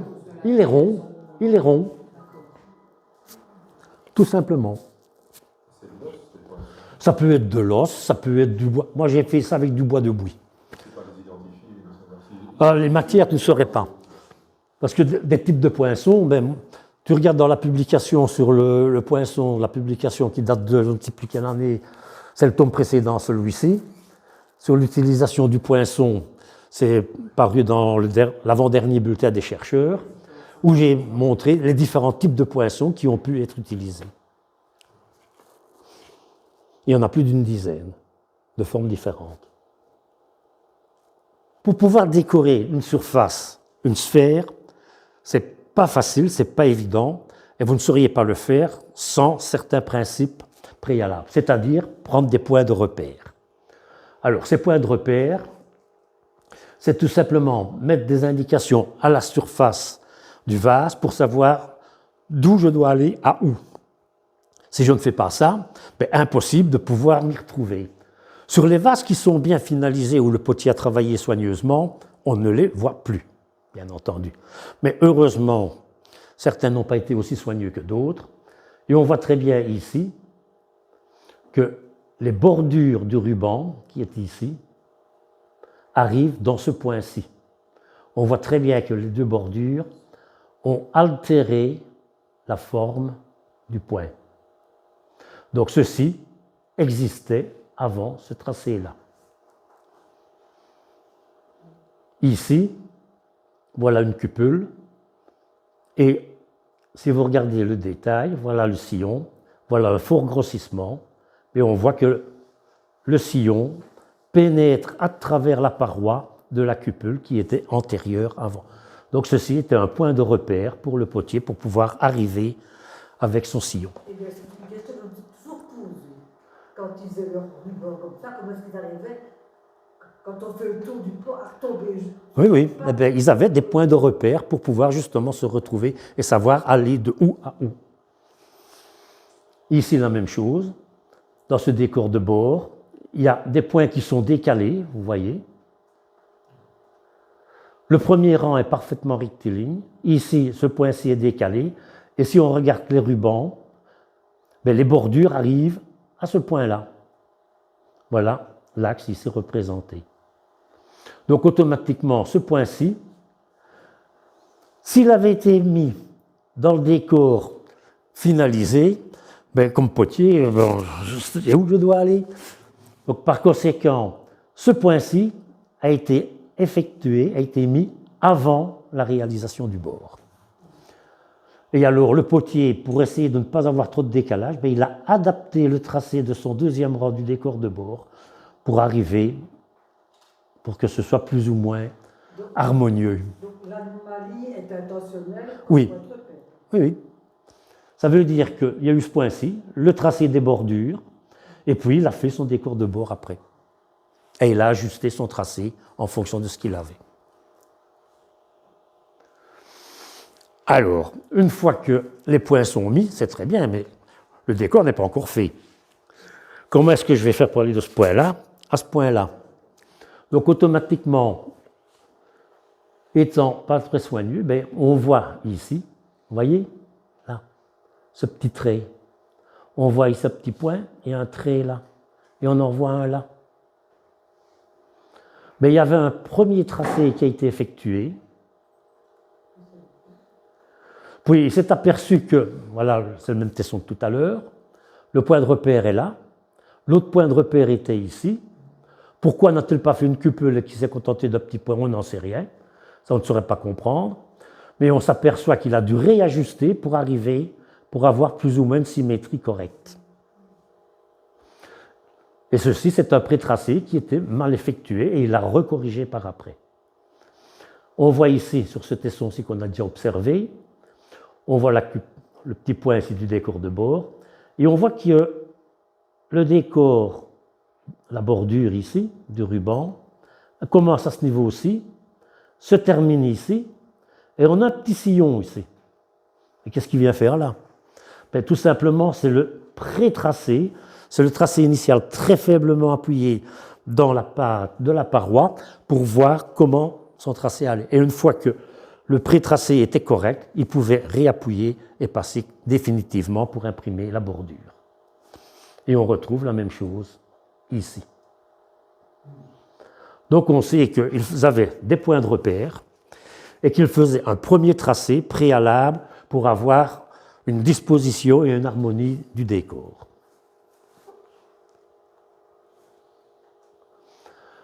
Alors, entre les différents éléments, je vous ai parlé de décor de bord, un décor principal et un décor secondaire. Ici, je vous ai déjà expliqué, je ne reviens pas dessus. Ici, on voit que le décor de bord a été imprimé. La régularité des impressions permet de dire que ce point-ci n'est pas un point de repère, étant donné qu'il est mis à intervalles réguliers et qu'il a exactement la même forme que les autres.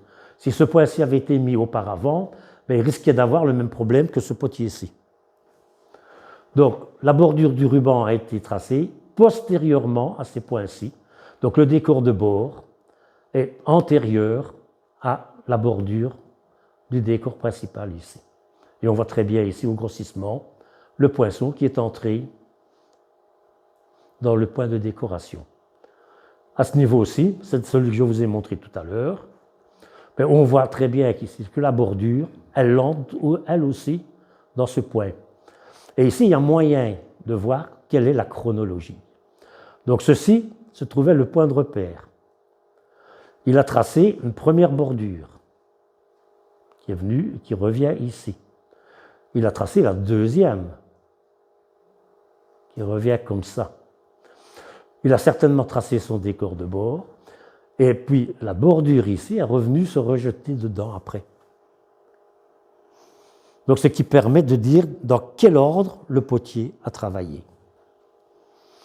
Si on prend ce tesson-ci, automatiquement on voit que les petites cupules du décor principal, du décor de bord, ont été tracées avant. Pourquoi? Parce que les incisions qui sont ici, qui partent de ce niveau-ci, et qui sont dessinées en descendant, de haut en bas, commencent à des endroits différents. C'est-à-dire que le potier a commencé là, puis quand il a voulu faire l'autre, il y avait son point, donc il a commencé légèrement décalé. Donc ce décor secondaire-ci est postérieur au décor de bord. Et ici, voilà un détail. On voit voilà, un décor secondaire, et voilà la bordure. Et on voit très bien que le décor secondaire entre dans la bordure du décor principal. Donc ceci est postérieur à cela. Alors revoilà notre fameux tesson. On y revient toujours. Et si on le regarde en détail, point 1 ici, l'agrandissement, on voit en fonction de la forme du sillon qu'on a utilisé un poinçon de ce type.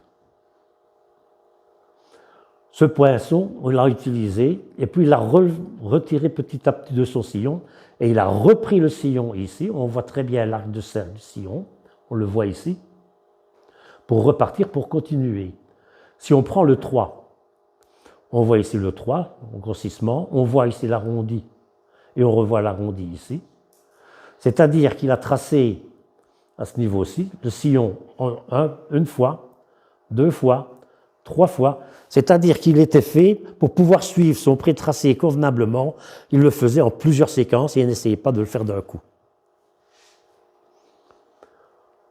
Au niveau de la cupule qui est ici, ben, on voit automatiquement, en fonction justement des traces, de toutes ces traces en comète, c'est-à-dire avec une strie qui se termine par un petit élément non plastique, on voit le sens giratoire imprimé au poinçon, c'est-à-dire dans le sens, ce qu'on appelle dextrogire, c'est-à-dire le sens des aiguilles d'une montre. Et le poinçon utilisé, c'est ce type-ci, mais avec une pointe plus arrondie. Alors ici, ben voilà le décor, on connaît le poinçon. Et si on regarde ici, on voit que les pentes les moins abruptes se trouvent par ici. Donc, le tracé s'est fait dans ce sens-là. Pourquoi? Parce qu'on voit que les différentes impressions s'enchevauchent et que, par exemple, celle-ci est postérieure à celle-là, qui est postérieure à celle-là. Donc, ça permet de voir dans quel sens le tracé a été effectué. Ensuite, le deuxième rang qui est ici, vous voyez le bourrelet de pâte ici. Mais automatiquement, il altère les impressions qui se trouvent ici. Donc, ce rang-ci est postérieur à celui-là. Même chose ici. Donc, automatiquement, le potier, pour décorer son vase, a fait le premier rang. Alors, quand je parle de gauche à droite, ça ne veut pas dire que c'est un droitier qui a travaillé de gauche à droite. On regarde le pot dans sa position telle qu'il est quand le vase est terminé pour son utilisation. Et quand je dis gauche-droite, c'est le sens dans lequel apparaissent les incisions et les impressions.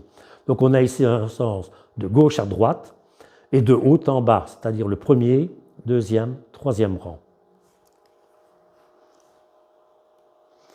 Voilà, du même récipient, c'est celui qu'on...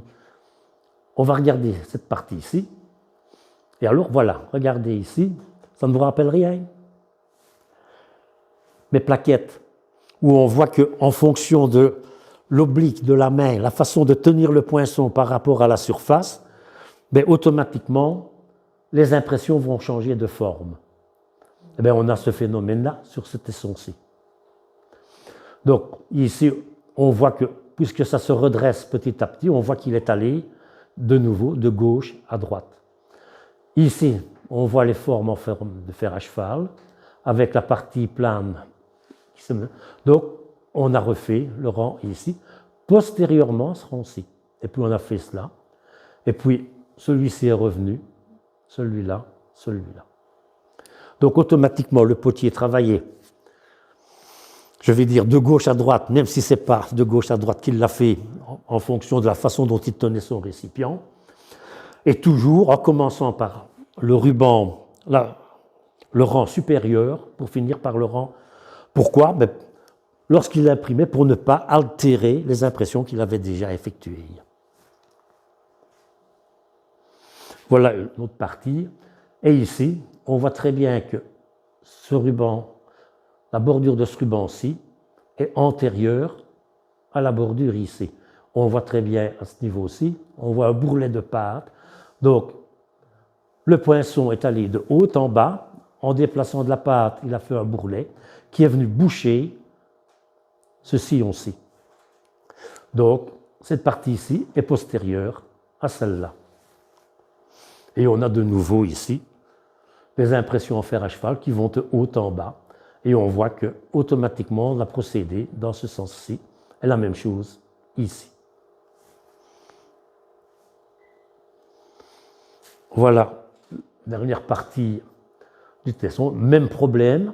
Donc, aussi bien dans la partie inférieure de son ruban, ici, que là, le potier a procédé de la même façon. C'est-à-dire que ce n'est pas le pot qui bougeait, c'était sa main qui voyageait sur la surface, et venait un moment où il redressait la main pour pouvoir terminer ses impressions. Et on voit les postériorités, la cupule ici qui recoupe la bordure du ruban. On voit ces impressions-ci qui sont postérieures à ce sillon-là. Et on voit ici que le remplissage du ruban avec les points est postérieur à la bordure. Alors, une fois qu'on a toutes ces informations-là, on remet tout ça sur un dessin sur un croquis qui permettent de voir le sens de réalisation, toujours dans le cadre d'un pot placé dans cette position-là pour utilisation. Et il est possible à ce moment-là de déterminer tous les petits points que vous voyez là, ce sont ce que j'appelle les points de reprise, c'est-à-dire de quelle façon le potier a procédé. Par exemple ici, il a fait celui-ci, puis il est revenu là, puis il est revenu comme ceci. Donc sa séquence, pour pouvoir faire ce genre de choses, il faut un pré-tracé, parce que sinon vous ne pourriez pas faire une partie ici, puis revenir avec celle-là, puis refaire celle-là. Donc il faut automatiquement qu'il y ait une séquence préalable au tracé définitif de la bordure. Je me suis ainsi intéressé au décor rectiligne en chevron. Alors, dans ce que j'ai relevé, j'ai 2 cas où j'ai relevé des sillons réalisés de cette façon-là, 2 ici. Les autres sont incomplets. Mais nous allons voir que la réalisation, les indices que l'on me donne, les sillons ont été tracés ici, de haut en bas, de chaque côté. Mais ceux-ci, ceux de droite, sont antérieurs à ceux de gauche. Par contre, ici, c'est le contraire. Ceux de droite, ceux de gauche ont été tracés de bas en haut, et puis ceux de droite ont été tracés postérieurement de haut en bas. Ce qui paraît logique, puisqu'on peut tracer là et puis repartir dans ce sens-là. Quant à ceux-ci, qui sont partiels, il y a des éléments qu'on ne connaît pas. Cette partie-ci, on sait que ça a été tracé de bas en haut, ça se rapproche de celui-ci. Ici, on n'a que la partie droite de haut en bas qui se rapproche aussi de cette partie-ci. On sait que les sillons ici ont été tracés d'abord de gauche à droite, et toujours pour ne pas justement avoir la main qui recouvre les sillons antérieurs. C'est ce qu'on appelle les chaînes opératoires, et c'est pour ça qu'on essaye de voir quelles étaient les techniques utilisées par les potiers pour pouvoir parvenir, et s'il y avait des techniques différentes d'y arriver. Est-ce que ça veut dire que ce sont des potiers différents? Ça, je ne veux pas m'avancer parce que rien ne le prouve, mais ça pourrait l'être. Ça pourrait être des techniques différentes qui dépendent de potiers qui ont des manières de faire différentes les unes des autres. Alors, les compétences nécessaires pour faire une décoration semblable. Il faut d'abord être capable de gérer l'espace sur la surface d'une sphère. Je ne vous ai pas parlé des boutons. Les boutons sont souvent au nombre de 3 ou de 4, placés sur le plus grand diamètre du pot. Or, j'ai mesuré des pots qui étaient complets. À quelques millimètres près, les points de suspension ou de préhension de ces récipients sont mis exactement là où il faut. Ce qui implique une connaissance peut-être empirique, mais d'un rapport diamètre-circonférence. Certains me diront, il suffit de prendre une corde, de faire le tour, de la plier en 3, et on a les points qui sont positionnés. Il y a quand même quelque chose qui est là en dessous, qui permet justement de gérer la circonférence. Il faut être capable de respecter les conventions culturelles. C'est-à-dire que le potier doit avoir une parfaite connaissance de la façon de gérer sa décoration pour être intégré à la culture. C'est ce qui permet surtout de reconnaître les décorations des enfants. Parce que les enfants n'ont pas cette connaissance du code et ils n'ont pas la maturité suffisante que pour pouvoir la respecter. Et on voit comme ça des vases d'enfants avec comme des graffitis et ça permet de les identifier. Il faut être capable de gérer sa gestuelle. C'est pour ça que je vous ai dit, ils ne procédaient pas d'un seul coup. En général, ceux qui apprennent à faire, ils essayent de faire leur décor d'un seul tenant. Et bien souvent, c'est catastrophe parce qu'ils n'y arrivent pas, ils tombent mal. Donc par conséquent, on a vu que pour la gestuelle du potier, il n'hésitait pas à travailler par petites séquences pour que ce soit bien régulier et en respectant justement son pré-tracé. Et enfin, dernière chose, il faut avoir une organisation chronologique et cela permet aussi de déterminer les apprentis. La gestion gestuelle et l'organisation chronologique permettent de déterminer des pots qui ont été réalisés par des apprentis. J'ai relevé sur certains sites, pas sur Velleroux, mais c'est paru justement dans l'utilisation du poinçon, des vases qui avaient été faits par des potiers confirmés et dont la finalisation ou une partie du travail avait été effectuée par des apprentis. On retrouve sur certains vases des sillons parfaitement effectués, et puis à côté, les suivants sont tout à fait en zigzag, c'est-à-dire que la maîtrise gestuelle n'y est pas. Donc on permet comme ça de hiérarchiser les différents niveaux d'apprentissage et de connaissance et de maîtrise du travail. Alors, conclusion. L'analyse des pâtes par la main, c'est par spectrométrie par dispersion, elle s'impose maintenant automatiquement si on veut avancer dans la connaissance des potiers rubanés. Mais ça nécessite d'abord la construction d'un référentiel bien construit, bien référencé et qui permet justement d'analyser correctement les différents éléments qui composent les pâtes. Alors, les analyses archéométriques qui sont donc indispensables, elles permettent d'entrevoir les mélanges effectués par les potiers, parce qu'en général, on disait c'est le potier qui fabrique tout, il mélange les ingrédients, c'est dégraissant. Ce n'est pas toujours vrai. Ils ont utilisé des pâtes telles qu'ils les ont prélevées dans la nature. Troisième chose, l'étude des pâtes, elle permet une hiérarchisation des sources. On a vu par exemple que c'était la pâte CH qui était la plus utilisée à Velleroux pour la réalisation des céramiques. Et alors automatiquement, c'est la compréhension du milieu. Ce qu'il faut savoir, c'est que le site de Velleroux n'est pas un site rubané classique. On a une maison et quelques fosses détritiques. Donc par conséquent, par rapport à d'autres sites connus, comme à Remicourt en Biaflot, à Warem, Longchamp, on a comme ça des maisons isolées des autres villages, mais qui sont antérieures aux occupations principales des villages. Dominique Bosquet parle de maisons pionnières. Et nous sommes à Velleroux dans le cadre d'une maison pionnière. Est-ce que ces gens-là sont allés justement pour reconnaître leur environnement et mieux le comprendre et pour mettre en place des stratégies qui seraient utilisées ultérieurement par les futurs occupants des villages principaux et qui seraient construits ultérieurement? Alors, les coupes radiales sont absolument indispensables. Ça ne sert à rien de laisser traîner des centaines de tessons dans des caisses. Et je ne dis pas qu'ils vont y pourrir, mais qui ne serviront à rien et qui ne nous apporteront rien. C'est ça surtout. Il faut que chaque tesson puisse apporter son lot de connaissances que nous pouvons trouver en le cassant.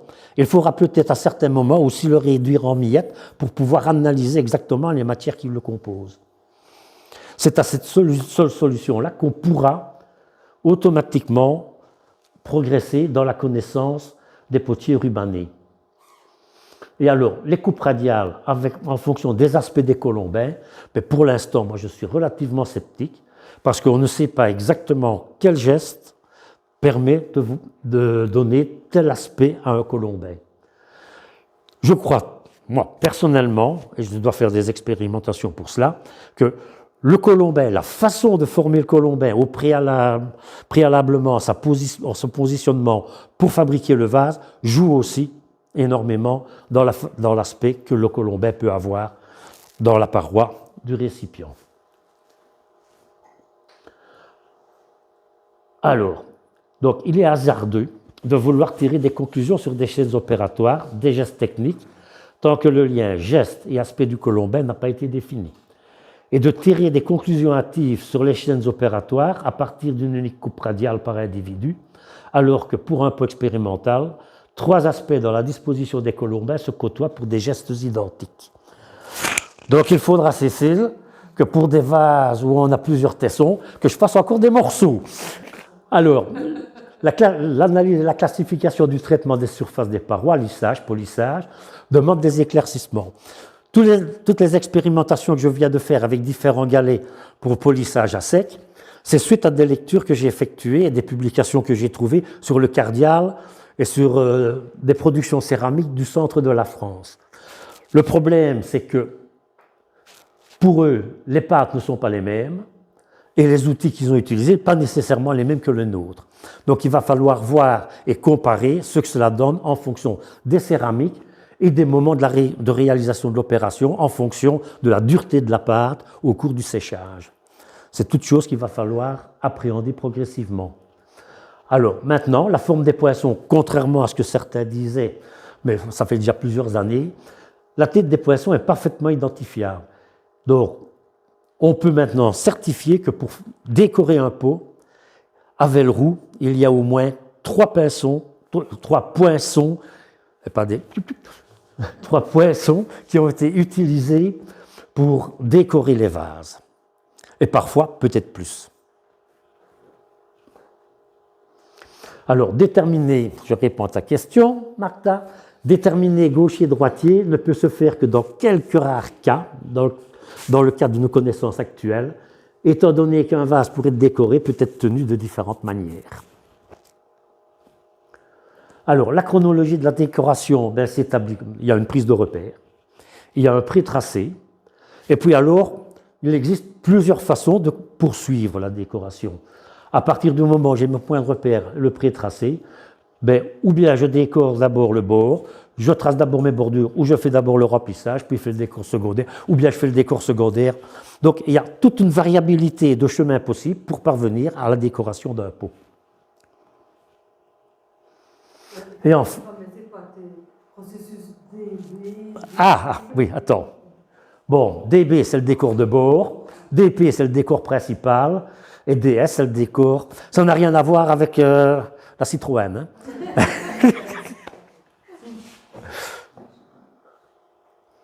Et alors, la réalisation des décors exige de nombreuses compétences que des apprentis et enfants ne possèdent pas et qui permettent d'identifier ces productions non conformes. Alors, dans les perspectives... dernier. Alors, ça c'est pour Martha. Il est impératif, lors de la restauration, mais que le décor des vases rubanés soit parfaitement nettoyé, avant utilisation de paralloïdes pour permettre l'analyse justement en 3D des points et des impressions. Parce que si je laisse le contexte argileux ou le leucique à l'intérieur des dépressions, j'aurai uniquement la forme en surface et ça ne me permettra pas de dire quel poinçon a été utilisé. Et puis, après recreuser et enlever cela, il va falloir retravailler, retraiter tout le tesson pour pouvoir renettoyer chaque point un par un. Alors, dans les perspectives, il va falloir, pour certaines chaînes, voir si certaines chaînes opératoires ont été privilégiées, je commence à être fatigué, en fonction de la forme des récipients et des pâtes. Donc, je vous ai dit tantôt, en fonction des pâtes fines, il va falloir voir si certaines formes de récipients, les coupelles ou les bords réversés, ont été fabriqués avec des pâtes préférentielles par rapport à d'autres. Mais tout ça est en cours d'analyse pour l'instant. De nouvelles expérimentations sont nécessaires pour associer aspect des colombins et le geste technique. C'est pour ça que je dis qu'il faut plus ou moins 60 vases à effectuer. Donc s'il y a des volontaires, je suis preneur. Il faut faire aussi des expérimentations pour comparer les stigmates laissés à l'utilisation des différents instruments de lissage du polissage des parois, pour mieux les différencier en fonction des pâtes sur lesquelles l'action est effectuée et du niveau de séchage du récipient. Parce que le niveau de séchage peut avoir une énorme importance au niveau de la qualité du lustre ou du polissage. Là, de nouveau, c'est toute une série de vases à faire pour pouvoir les tester. Il va falloir confirmer par l'analyse de plusieurs vases complets le moyen de découvrir la latéralité des artisans avec certitude. Et pour ça, l'idéal, ce serait d'avoir un gaucher, un droitier qui réalisent le même décor au même moment et pour voir s'il y aura moyen, après réalisation, de reconnaître s'ils sont gauchers ou droitiers. Ah, t'es gauchère? Ah, t'es embauché. Alors, il faudra définir avec le service de restauration les parties des vases à nettoyer à la perfection, tout le vase ne devant pas forcément faire l'objet de la même attention. Et enfin, ça c'est mon rêve, je voudrais bien pouvoir le faire avant de casser ma pipe, c'est réaliser un tessonnier référentiel pour la céramique rubanée qu'on pourrait consulter pour pouvoir justement déterminer la composition des pâtes pour les céramiques rubanées. Voilà, je vous remercie de votre attention.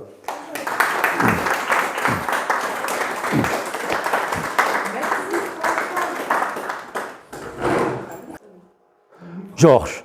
Dans la déclaration des pots, nous savons que chaque période du rubané a ses déclarations propres. Mais derrière tout ça, Non. Tout le rubané est construit sur la même grammaire, que ce soit le rubané ancien, le rubané moyen ou le rubané récent. C'est le même principe, c'est la même grammaire, c'est un motif répliqué un certain nombre de fois sur la circonférence. Ce qui change, ce sont les instruments utilisés pour faire la décoration. Ce qui change, c'est automatiquement le type de motif qui est utilisé et le nombre de rangs. Par exemple, pour Velleroux, qui est, donc je vous l'ai dit, de la phase terminale du rubané moyen, mais automatiquement les décors de bord, vous avez vu, c'est maximum 2 rangs ou 1 rang. Et un rang, bien souvent, de gros points. La phase ancienne, elle, n'aura pas de décor de bord. d'accord. Mais tous ces décors, est-ce que derrière tout ça, est-ce que ça n'apporte pas une idée spirituelle? C'est-à-dire qu'un genre de Non, c'est culturel. Parce que si tu choisis, par exemple, plus ou moins à la même époque, tu as d'autres cultures céramiques. Tu as le blicky. Et la technique du blicky, au niveau de la composition des pâtes et au niveau du décor, c'est tout à fait différent. Et nous sommes à la même époque. Donc il n'y a pas une idée, disons, Non. Enfin, pas à ma connaissance pour l'instant. parce que tu vois que le rubané venant De l'Europe orientale. là-bas, il y avait des statuettes, etc. Des statuettes, oui, qu'on ne trouve pas ici, sauf à quelques exceptions. Par exemple, dans leur décor, ils n'ont pas justement cherché quelque chose de spirituel. Non, tous les décors ou sont curvilignes ou rectilignes, donc c'est un ruban qui parcourt la surface, ou bien ce sont des formes géométriques. C'est ça, le ruban n'a pas de signification. Non. Non, parce que le ruban a différents aspects. Ça peut être allez, comment est-ce que je vais dire? On dit des ondes qui sont répliquées un certain nombre de fois à la surface. Ça peut être un décor en forme de bouquetin, c'est-à-dire qu'on a une partie centrale et les décors partent latéralement. Et ce décor-là est répliqué 3 fois. Mais ça n'a aucun lien avec, automatiquement, un rapport avec la chasse ou des histoires comme ça. Pas inspiré sur l'environnement pour faire. Pas nécessairement, parce que quand tu as des décors géométriques, il y a, à Velleroux, on a quelques tessons avec des décors géométriques en forme de losange et qui parcourent l'entièreté de la surface du vase. Merci. Dans la signification éventuelle que pourraient avoir certains de ces motifs, de toute façon, Elle nous échappe, on ne saurait pas le dire, ça. Hein. dire qu'il n'y a pas un sens. C'est un sens culturel, parce que toutes les analyses qui ont été faites montrent que, bon, on ne sait pas faire de lien pour l'instant avec la religiosité. Et les vases, c'était des vases domestiques, étant donné qu'on les trouve automatiquement dans les fosses détritiques. Peut-être que des assos, ils sont inspirés de l'environnement, etc. Oui, Philippe. Est-ce que le même travail a été fait sur des céramiques de Blicky au niveau On est en train de travailler dessus.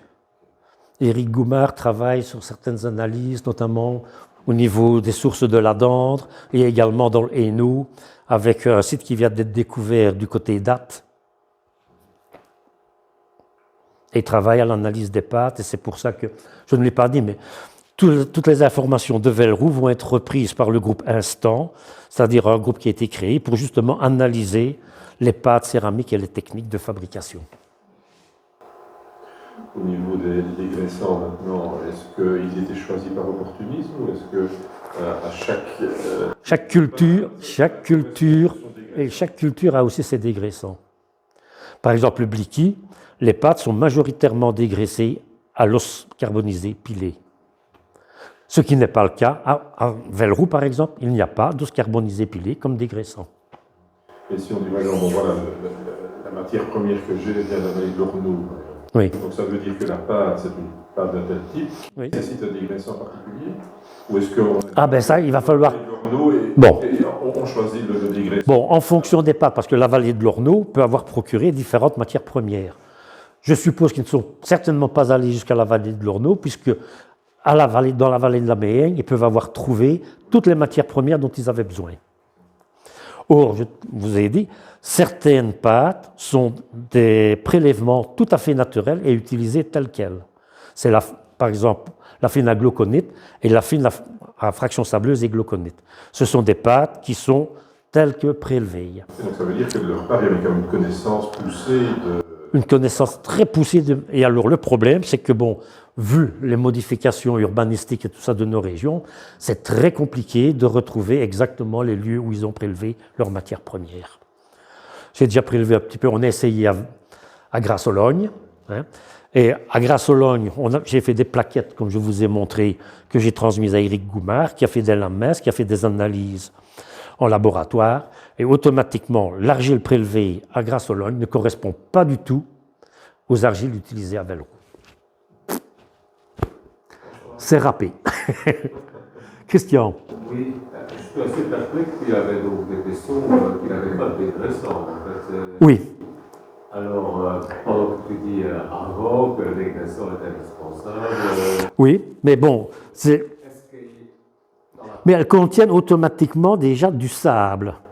C'est ce que j'allais demander. Est-ce qu'il y a peut-être naturellement assez de matière non plastique présente pour que ça ne nécessite pas justement... Mais, à mon avis, dans les prélèvements qu'ils effectuaient, en fonction du nombre, par exemple pour la phénagloconite, qui est une argile verte avec des limets de sable fin, en fonction de ce qui traversait comme limet de sable fin, ils pouvaient juger s'ils en avaient assez ou pas et pouvoir en ajouter par eux-mêmes par après. Mais en général, ils savaient où prélever et comment prélever pour avoir leur matière première, pour leur donner satisfaction. Ils avaient une meilleure connaissance de ce domaine-là que nous, actuellement. C'est certainement touché, en fait. Oui, oui. Celle-ci, elle est trop grasse, et celle-là,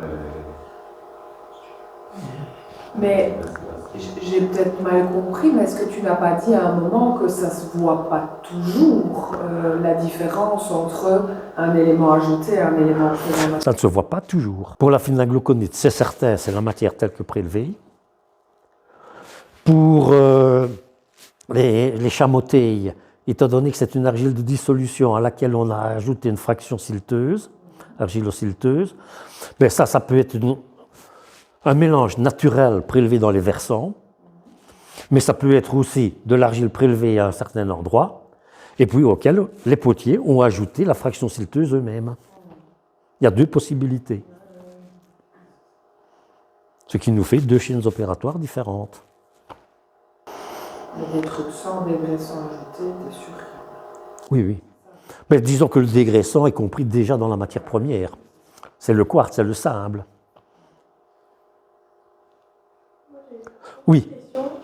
À un moment, vous avez parlé de l'ajout de chamotte. J'ai fait un mémoire sur la céramique, pas du tout préhistorique. Oui.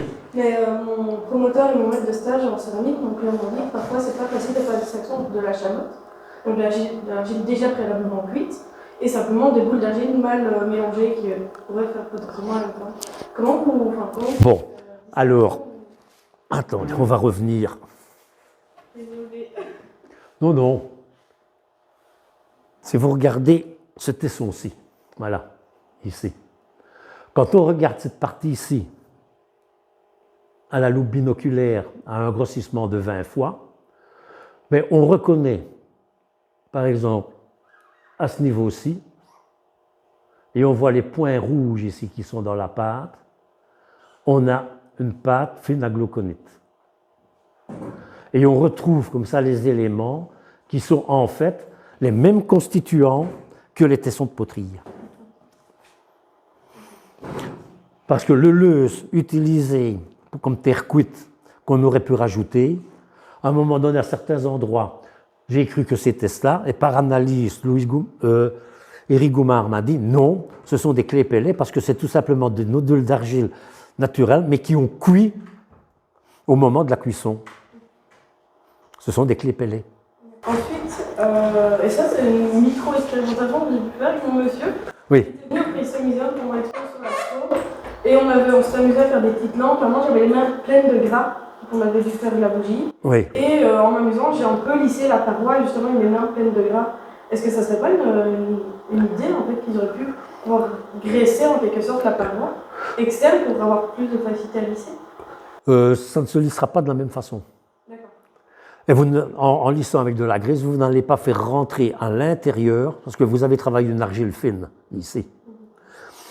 Quand on travaille des argiles semblables, avec des dégraissants plurimillimétriques, si on veut automatiquement étanchéiser la paroi, il faut absolument travailler avec un outil dur pour repousser toutes ces particules à l'intérieur de la paroi et faire ressortir automatiquement la matrice fine.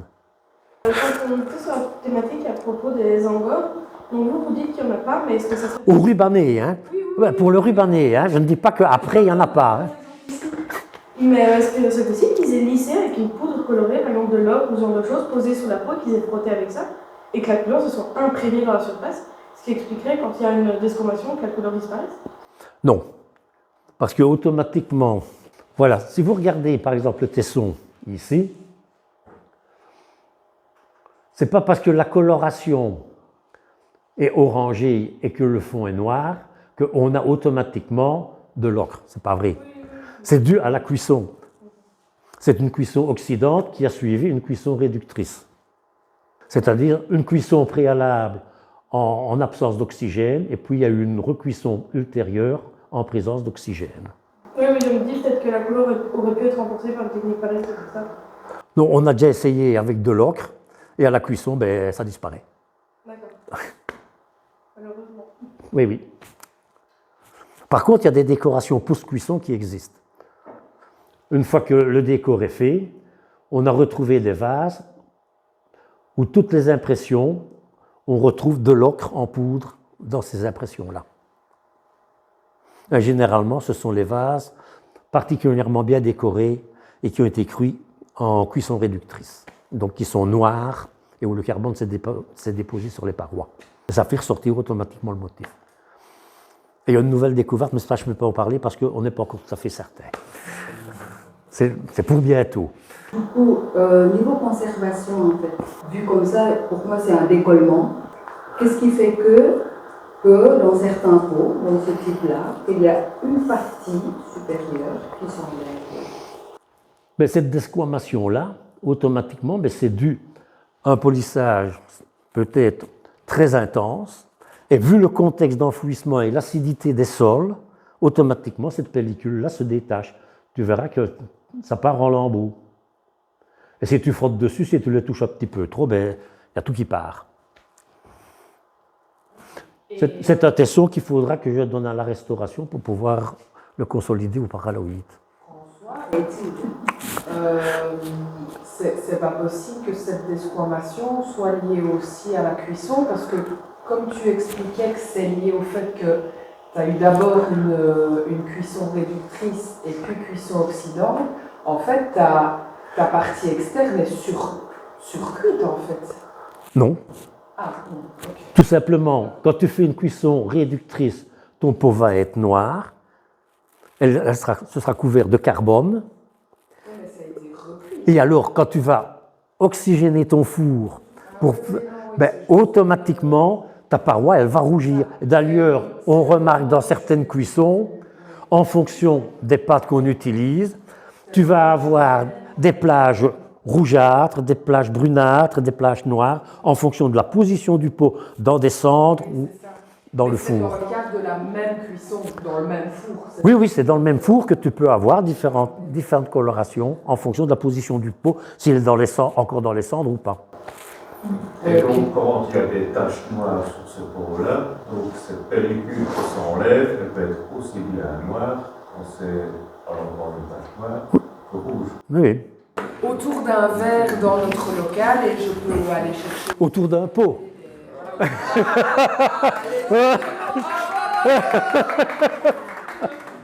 Au revoir.